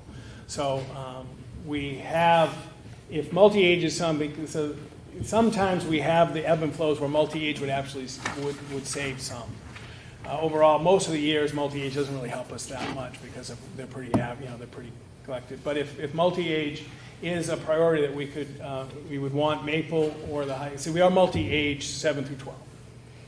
7th grade, actually 6 through 12. 6 through 12, right, we accelerate, 6th grade. Some 6th graders are taking 7th grade So we excel in 7th grade and 8th grade. We have 8th graders taking, so we do multi-age in high school. Elementary, we haven't provided the professional development and working with our teachers on how to work with groupings and working multi-age. But if that's a priority for the next budget cycle, we're happy to hear that. Yeah, and I don't know, I mean, I don't want to speak for the board, but I'd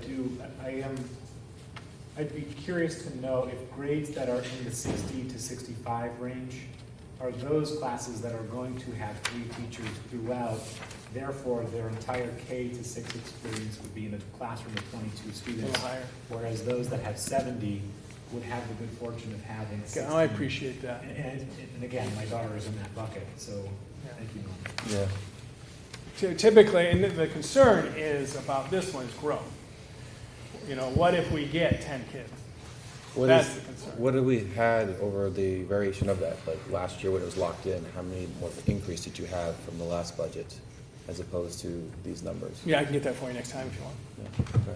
I just want to see how much of a jump it was. Yeah, and I on our enrollment projection with the colors, we show the jump, but I can get that for you. Do you remember that form?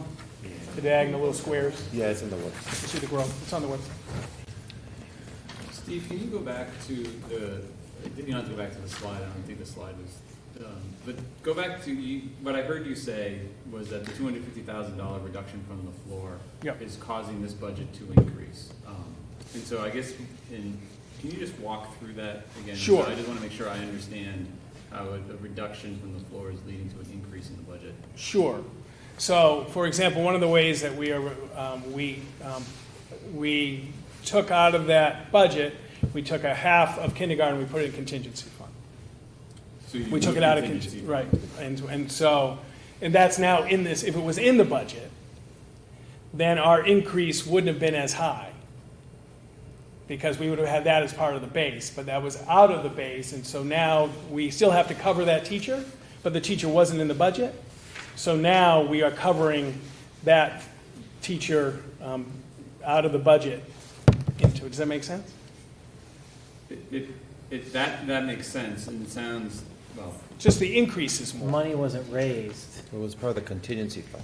Right. Yeah. It was part of existing funds that were there, but it wasn't raised that particular year. And then late in the season, there was a decision to have Right. that extra teacher. And now we have to put it in the budget. And so if it was in the budget already, we wouldn't have had a bigger increase. It's just, I mean, it's just, we paid for it, but it wasn't in the budget. It came out of contingency.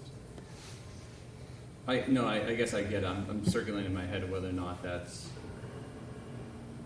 I think looking forward, is that how we want to see the contingency fund, is pretty much a off-budget Right.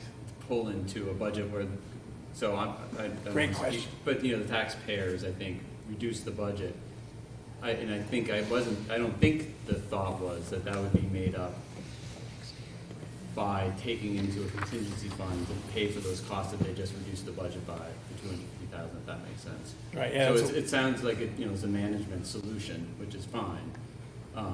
But our management solution is leading to a budget increase, and then saying that budget increase is blaming it on the budget reduction the year before seems, it's hard for me to be wrapping my head around as sort of a discussion topic to bring up with the town as a justification for a budget increase is their budget reduction. So I'm trying to wrap my brain around. Well, it it just makes it, right, just makes it large. I mean, the overall, we spent the money to spend the money, but budget to budget, we're going, this is budget to budget. No, I appreciate that. I'm trying to take a step back in my mind to sort of what I think the taxpayers ask for at town meeting versus what the reality is of the budget we'll be presenting. I think there's a mismatch, and so I'm struggling just with myself to try to come to grips with that and how that impacts this budget and how that will Makes sense. lead to a future discussion, I Me think, too. about how reductions in contingency funds are used, because I'm right there with you. I'm not sure we want to use a contingency fund, or have one, potentially, this year, if that's sort It's of the going to result be of used it. for operating, yeah. No, I get it, because that was the same realization I had, because I've never had this experience before, having that kind of cut from a budget, and to see where it had. So the board asked me, and we had a whole meeting about how we're going to do the MS-20, the form after the cut from, and we all decided to take it from 100,000 from health. So So we had the GMR say it was 2.4 million. And then we took 100,000 out, now it's 2.3. But now that increase is starting at 2.3 instead of 2.4. So it just makes the increase bigger. I See, think, in the past, it's made up some of what we've had for excess fund balance at the end of the year because we don't have a cut on the floor. And so the GMR doesn't always come in as the actual.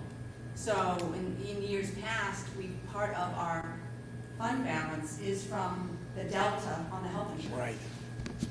So we lost that, and then now we have to, we just start from a lower number. Yeah, and I hear you, Jim, because I think what I'm also hearing too is, I don't think we may not want that to be the narrative about why there is an increase. It may be a true statement, but I don't know that we want to go tell the community that it is, because they could turn around and say, well, you knew full well that you weren't going to spend 2.4. And it might just create some animosity, right? I mean, because if they knew that we were going to pull some of that money in and use that for other reasons, then I just don't think we want to get into that dialogue. It's a little bit of what we know now versus what we know in 5 months, though. I mean, this is one of the challenges, is we do this budget so early, that GMR, we don't know, and so we may, so we're not saying that we're pulling money in, we're saying that we are estimating what we think it's going to be. And I until knew the actual rate comes out. I knew last year's GMR was really high. Yeah. Right? Right, and we were worried, right, we were worried about that, and then when I did this presentation last year, the health insurance was up $426,000. This year was up $406,000 on a GMR that was 18% less. That's what made me try to, why? How can that happen? Well, because the half of kindergarten's health insurance and dental insurance are not part of, this year's budget. Yeah. I think so that's what it was. It was a realization more than anything else. I think I'm sorry, just. Yeah, go ahead. I was just going to ask, just a point of clarification. What was our contingency fund last year? 'Cause I don't. 200,000. But I think just to get back to, I think what Jim's saying and what you actually said earlier is, I think the way these guys see a contingency is you said a one-time consultant for a year. Right. Possibly you bring that in. Right. You bring in another teacher. The only way that can be a one-year consultant is if you know you have a big a gap under, a lower number in a class that's below. I completely and get it. I get what you're. And This that is just how the disconnect happens. I get. And this is both the first sides time of it, doing it. You know So, what I mean? to be clear, you mean that we shouldn't carry, if we're using the contingency fund, don't have it assumed budgeted for the following budget, is what you're saying? Well, I guess we just don't know. Well, I Numbers guess, change. Yeah, and I guess what it sounds like, this is, I'm repeating what I'm thinking in my brain. Yeah. So we had a $250,000 reduction in the budget, so we filled that $250,000 reduction with $200,000 from a contingency fund. And so, and this is simplistic, but at the end of the day, it really wasn't a $250,000 reduction because we pulled from this other off-budget bank to fill that in, and now again, I'm sort of thinking of this now for the first time. It makes me feel like having a contingency fund in terms of a transparency to the taxpayer may not be what we want, because I'm not sure. I get it. But I remember that conversation Yeah. well, because it's also, I wouldn't want to put in $100,000 staff member that we were at that point, it was truly 50-50. We didn't know. Right. So if we put that in the operating budget, and raised it. yeah, I think that we would have been in a worse position. I mean, I think contingency actually, it makes sense to put that role into contingency. Well, I think the decision we'd have to make in that case is, what are we going to reduce by $100,000, not take the $100,000 out of the separate fund. And we would have had to make a tougher decision, I think, as a board. And we did. I mean, it wasn't just, it was $100,000 out of the insurance, which seemed like the other two positions had nothing to do with the 250 cut. Right. Right. Those They were, were done like, just second the grade was in process. contingency Said the that whole we- time. Yeah. And you guys voted to put the whole second grade in it. We happened to need it. We pulled it all in public. The other piece is we reduced, I don't think I mentioned it, we have, in my 11 years, probably 15 years, we have the least amount of administrative support in the SAU office. We permanently, we permanently cut half-time assistant to the Director of Student Services. And that did not come back into this. That cut that's a cut gone. Now, we have decisions to make about the spring soon, because we want to tell people, are we going to reduce another $20,000 by assistants? Those assistants are back in here because I believe in the safety thing, but maybe it's not. Maybe when we do have a cut from floor, it's a permanent, forever cut. But the board, when we found 100,000, it was about that year, and we did cut it. And we didn't use all of contingency fund, and so, but I get it, and I think this is, I try to be as transparent and understand. When I had to understand why a 426 and a 406 came, because I thought maybe you guys would ask. And I want to try, and I went down to Michelle's office, and I sat and said, this is what it looks like. And it hurts you on the unreserved fund balance, and it hurts you on the next year's increase because you're starting from $1,000 lower. Other questions, wonderful people? I love to think creatively about what we could do, but that's not our job on the board to solution. Well, we like input, though. I would maybe at a future meeting like to hear about some possibly like innovative or new things that the district is doing to try to drive down costs. And I wrote it next to the comment around, can we have mixed level grades, or can we, instead of having, and I don't know if this is how it works, but like, does one class have gym at a time, or do we go 2 classes with one gym teacher?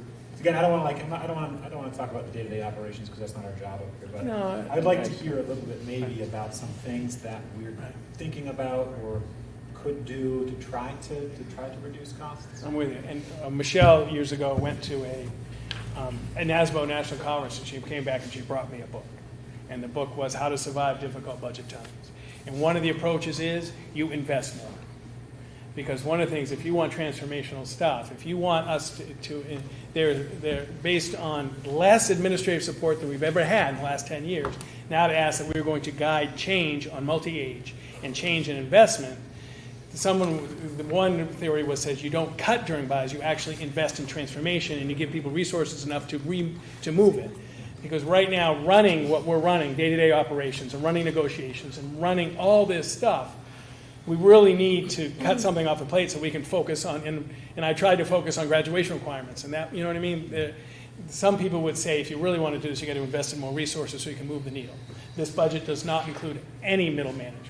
This is a maintain of our class size ratio and program. Now, one of the things I didn't mention, and just our mindset. So we had tonight, in a few minutes, you're going to, I hope, take superintendent's recommendation to approve by our collective bargaining early retirements, right?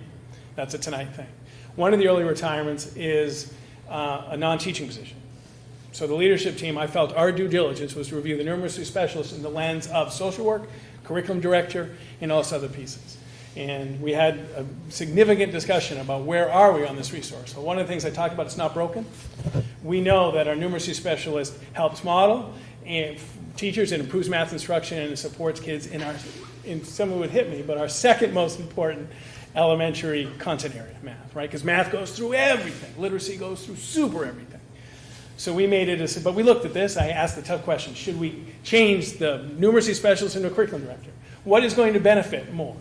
And we felt that based on where we are and the progress we're making and this is what we finally got math to a place where we are confident in it. So we chose to recommend that we maintain the numeracy specialist. But we did have that discussion, and around me, people were, I can't believe you're doing that. You don't support math. I was a math teacher. You don't. But I had to lead that discussion, and we felt what was best for kids was to maintain that level of support. Not at HR, not at a curriculum director, not at building level special ed director, even though Becky presented an incredible transformational piece. But but I get it. And how we change things and how we have the capacity to change things, I just want to be honest and transparent with you about how we do that. Not opposed, but how do we fit it in? Anything else before? This is maybe the Michelle question is for clarification. So the bond for the building project is $219,000. You said that it's like a 28 cent increase generally. And I know there's not revenue in this, and so it's hard. So it's not a tax rate impact, right? It's just correct. It's a percent increase. That comes next week. But what percent increase? I could do the math, but Michelle might have it. So if you took the bond out of this, what is the 6.21% overall drop down to? Is it like around 5? So 1 million. We're at 1.2 million. Yeah. 1 million divided by It's about 5%. Yeah. Okay. Yeah, about 5%. And that's without the teacher's contract Correct, and without any of the trusts. correct. And it's without the Teamsters, even though it's a small group, but it's without the Teamsters contract. And just on the other side of the equation, without the largest amount of adequacy aid that I've seen in my 10 years of superintendent. Revenue, you're gonna have more revenue we've had. One-time revenue from the state, though. One That's time not revenue. in here, right? Okay. No, because I understand it, but it's One-time not, use, it's not, you are it's accurate. one-time revenue. Yep. So without the one-time revenue, I mean, this is a sneak preview, but do we know what is the revenue flat? Are we looking at a little bit of increase? Honestly, I haven't. That's next week, yeah. Yeah, it's to be. To I be- mean, to be- well, Stay we're still evaluating, Medicaid, Right. like, what do we do We're about gonna talk that? about gonna be a Medicaid big- next week. a Now big we driver. have some changes recently that now we have to reevaluate what special education aid we're gonna project for next year, Right. based on some new developments. So, I haven't even really come to a total for revenue. That's a Monday, hit the ground, you've gotta Yeah. get finalized and Yeah. get it to Steve way before Thursday. And I totally appreciate it. I guess I'm only pushing because, sort of it all depends on where the tax rate falls out, Yep. right? So if we're seeing overall less revenue, these numbers become much harder but if the revenue starts coming in more, at least we have a better picture of it, then it's. Well, I can tell you So- that fund balance will be a heck of a lot less. And Medicaid. And Medicaid, well, right now, I we can have speak- nothing in the budget. I in can speak to that a essence. little more probably by next week. Yeah. No, I'm with you. And that's, say we talk about operations, then we do it, then we put them together and get a tax rate. Yep. And certainly in the future, if you'd like a different approach, this is just what we've been doing for a while. But I always want to give you the information you need, but yeah, it is week by week in this business. I appreciate that. No problem. And can I just ask one more? It's not so much of a question, just for me. It would be awesome, and I know it's really hard, but if this could be sent prior to the meeting, even if it's the morning of the meeting, because just the way I think, it's hard to get a giant spreadsheet, and then these are really good because they spell out and are really helpful. But it's hard to go through the presentation in real time to make notes, ask questions, and to absorb it all. So if there's any way that these could be presented prior to the meeting, even if it's by noon or something, just so I could, I don't know what my other board members feel, but just so I had the chance to review it prior to coming in, because that would make me a better board member. I was a little bit more prepared here tonight. We'll send it through the F&Ns program. That'd be awesome. Yeah, we can, and not to be disingenuous, I will certainly reflect and talk about how we can increase the timeliness of some of the distribution based on workload. And I totally appreciate. No, I would definitely reflect. Yeah, it would be Definitely. helpful. Yeah. No, it's absolutely fair. I have a quick question for Matt. Matt, are we a bring your own device school? And I know that the research has shown that it improves the level of inequity among students. But I'm just curious if we allow students to bring technology from home, and if districts have seen that reduce costs. We are, we do allow students to bring their own devices, and particularly at the middle high school, many do. And we certainly have classes where the teachers count on because we don't have enough devices for everyone. And that allows an experience where everyone has a device in front of them. So that certainly is part of our program.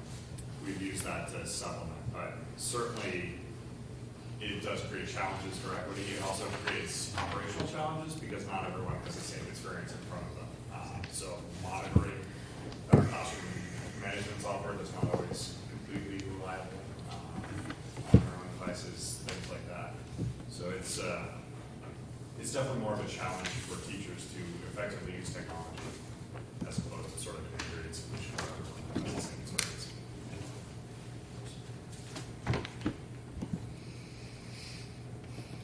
I think we've got the marching order for next week. We get revenue going, we'll try and get it as soon as we can. Everybody else set with questions for Steve at this point? Or anyone else who's here? Thanks. Thank you. Thank you for that presentation. I think we did cover it for discussion A. Yep. I do apologize, I'm sorry, just thinking about this. So I did not see any increases in the budget for any additional social emotional support. Is that? Special ed budget overall is down for projected for next year. Yeah, we are, We are looking at integration to the best of our ability. Felt that the overall budget increase could not afford Additional positions. that was the rationale.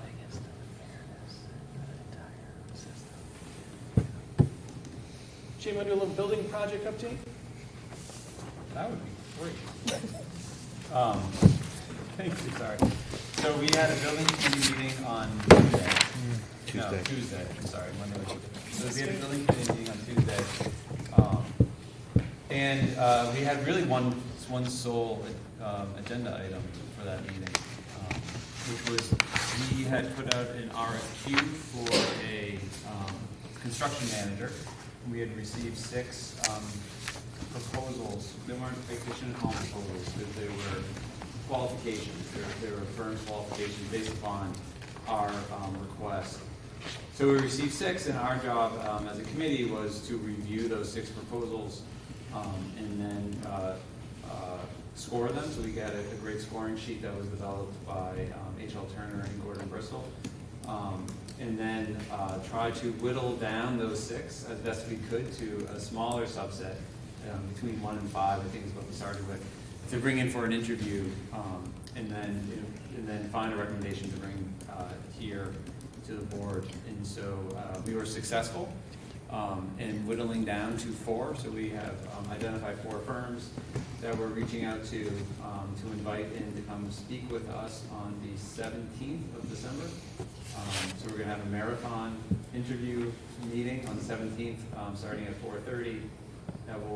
Or maybe starting at 4. 4 o'clock.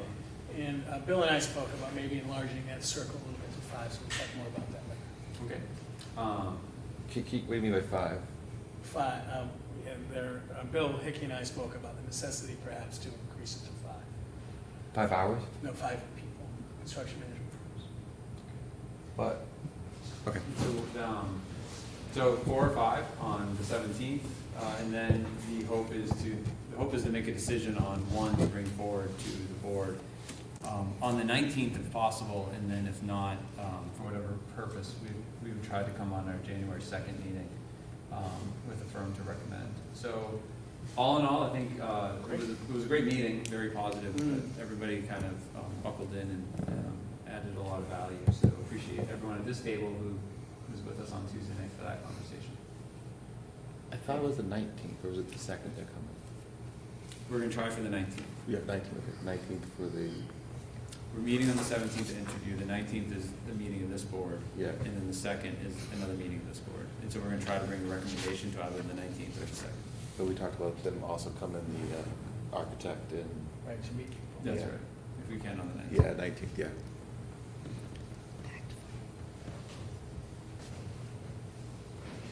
Thank you. Jim, do you want to follow up with the budget committee update? It would be my pleasure. So the budget committee was last night, and so the budget committee spent most of our time on the presentation from the town budget. I'll just touch on that just so we're aware. And so the really intelligent and good-looking select board presented a budget that had an increase of 5.8% was their budget increase for calendar year 20, which is about which equates to about 37% increase in the tax rate. And really the drivers for the budget increase was around infrastructure for the town. And the need to invest more in infrastructure. And so in the budget is a proposal for the town to go out and do a bond run for some culverts. The size and scope of that bond is still unclear. That's something that the select board is going to continue to work on over the next couple of weeks and bring to the budget committee if we go down that route. So that's where the town is. For the school side, the question that came up, and it's relevant to today's discussion, the budget committee would like, and it's probably during our presentation to the budget committee, I don't think it's pre-work that we have to do, but they were really interested in class sizes. And again, it's less on, I think more on the education philosophy behind class sizes and any changes to what's driving that. I think they just want to have a deeper understanding of how, Steve, you make decisions and the administration makes decisions on class sizes, what the literature is saying, so that they could, I think, be more informed and educated on that, so they can ask good questions and really make informed decisions. So if there's anything that we can send as a preview, that would be great, but if not, I think when we present to the budget committee, having that in mind, that's going to be something that's driving their thinking as we move forward. Other than that, I think. Do you have the schedule, the budget committee schedule? I can send it to you. I think our presentation is in early January. It's maybe the 8th. So the second Wednesday. I think that's right. Perfect, thank you. Is there a way we can look at other data, other school districts for class sizes based on teachers per class? Is there a place? I think on the state has some The average. state has class something like size. that? I use something. Thanks so much, Jim. Questions about second reading for non-discrimination, substance-free workplace data, records and retention, and summer activities? Just to review, the first three are legislative requirement revisions. The fourth one is, I believe based on the audit, is once we have that, we will have all required policies approved. The data records and retention, we'll make sure that Becky and Matt get a chance before we bring that for a third reading to make sure they're on board. Both of them are in those areas. Questions about those? And when does the policy committee meet again? Next week. Next week? Okay. And we are taking a look at we're still review about our safety policies, and we may have a recommendation at the next board meeting. A couple of very quick personnel.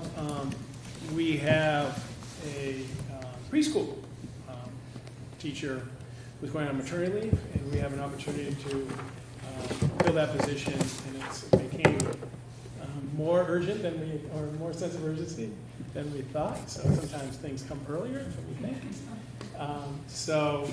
Just we'd like to have a posting for, and actually because of what we have, it's going to be instructional assistant supports, because this is a combination position. We think for this brief period, we can fill that support with an instructional assistant. So you'll see a posting for that. I often like to make sure you guys know, so in case you say, oh, she's hiring somebody without us, I'd like you guys to know. So that's where we are. And then granting this, so the next one is an action item. So we talked about, we previewed this at the last meeting. So this is part of our regulation. So we had 4 requests for early retirement. The contract requires is that the board support 3, and the selection process is based on age at time of retirement. And if someone applied last year and did not receive it, they bump to the front of the list. So the 3 qualifying applicants are Sheila Conley, nurse at Harold Mark School. Now, these are not in any order, so there's no age thing going on. Deb Jones, numeracy specialist, and Jim Bazar, math teacher at Hopkinton High School. So how it works, tonight, if the board supports, we offer. I send them a letter. The contract actually says I have to simultaneously notify them. I haven't figured out how to do that, but they haven't agreed that for me. But I will send them a letter, and by March 1st, they have to notify acceptance. If they do not, if they don't accept, they don't get early retirement. The board has, from here on, the board has total choice. If someone does withdraw, do they add to another person? It's all, nothing is compelled anymore, it's all choice. So that is an action item. And typically we do it at this meeting, so the budget adjustments we made based on anticipated personnel are codified. Cool beans? Everybody okay? Everybody ready for that action item this evening? Yes. Okay. Thank you. Couple of donations. BAE System is donating to the John Stark Team Osram $1,000, and NASA is $5,000. Now, these are donations that actually go right, I think, to the organization. So that we know, so these are, they go from BAE in our team's name to FIRST, and to defray some of our costs, of tournament costs. But we do accept it and we do acknowledge it, but this isn't money that we handle. Everybody okay with it. Just to understand the process, because as a joint Hopkinton John Stark thing, We are the fiscal agent. we are the, okay. So that's one of the, we have lots of collaborative relationships with other, we play sports with other teams, we do first, we do other stuff, but we are the fiscal agent for the robotics team. Cool beans? Is that the NASA? I mean, That's national, yeah, NASA is invested in first. national. They believe that if they support it, they actually get engineers out of it. Yeah, they do. So they get brand recognition, and so NASA is a big supporter, and they have interest in it, so. No, it's fine. I was just asking if we could back up just 1 second on the early retirement. Yes. Just so I understand, we don't really, I don't say have a choice, but we cannot, I assume we cannot deny a request. You cannot deny of the first three. Of the first three. That Okay. is correct. That's what I just want to understand. Yeah, yes, the contract it requires that the board support three. Okay, that's helpful. Thank you. Budget transfer 2023, and in the budget process, as you saw on that slide, the pool goes to the central office, and then it is attributed to the buildings throughout in a budget transfer. So that's how we account, and that budget transfer, I think, was in the packet. And that's it for, that is an action item tonight. Well, both of those are all three. And then, so for an international trip, remember we require multiple approvals. And this trip to South Africa is a significant investment. So we are actually approving something traveling in 2022. And they're not buying airplane tickets yet, but they do start fundraising and they start promotional materials. And we don't want promotional materials to be out there without a school board approval trip. And they also look for, this is another one of our collaborations.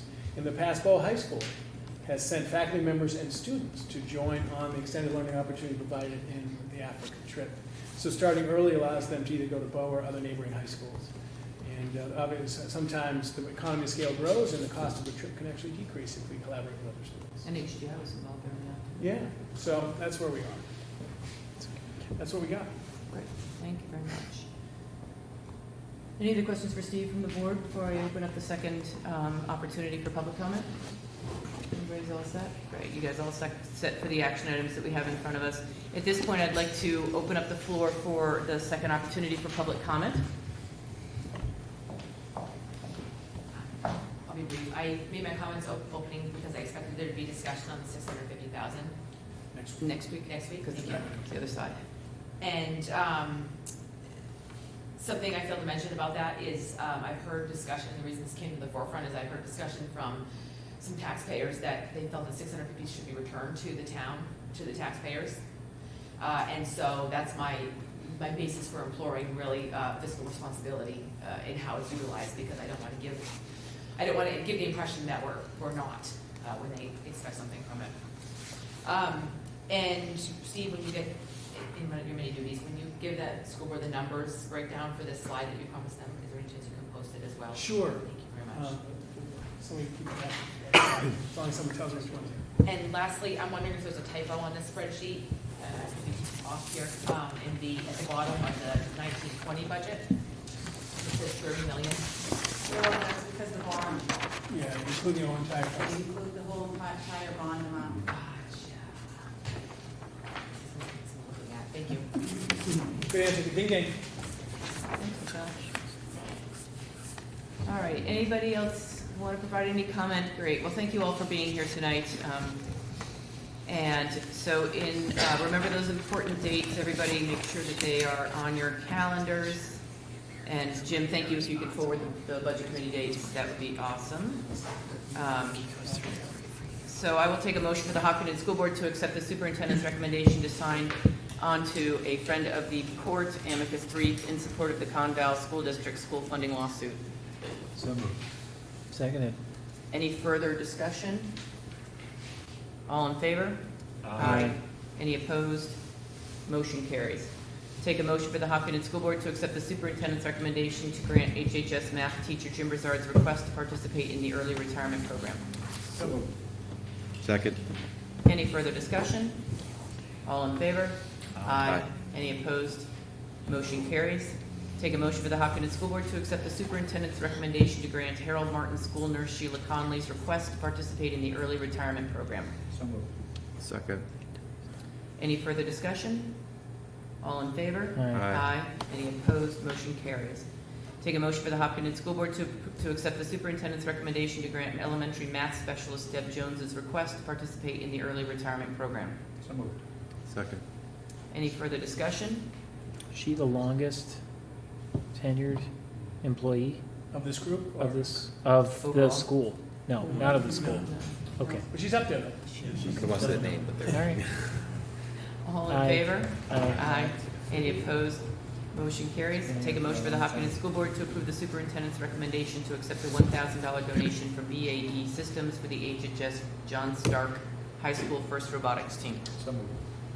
Second. Any further discussion? All in favor? Aye. Any opposed? Motion carries. Take a motion for the Hopkinton School Board to approve the superintendent's recommendation to accept a $5,000 donation from NASA for the HHS John Stark High School First Robotics Team. So moved. Second. Any further discussion? And thank you to both NASA and BAE. All in favor? Aye. Any opposed? Motion carries.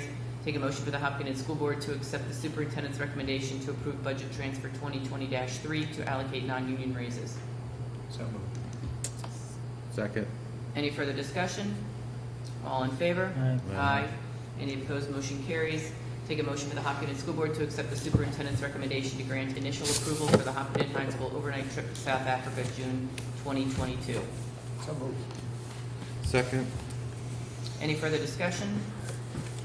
All in favor? Aye. Any opposed? Motion carries. Take a motion for non-public session for the discussion of matters as per RSA 91-A:3, Roman numeral 2AC. So moved. Second. And Bill? Yes. Yes. Yes. Yes. And yes. And thank you very much, everybody, for being here.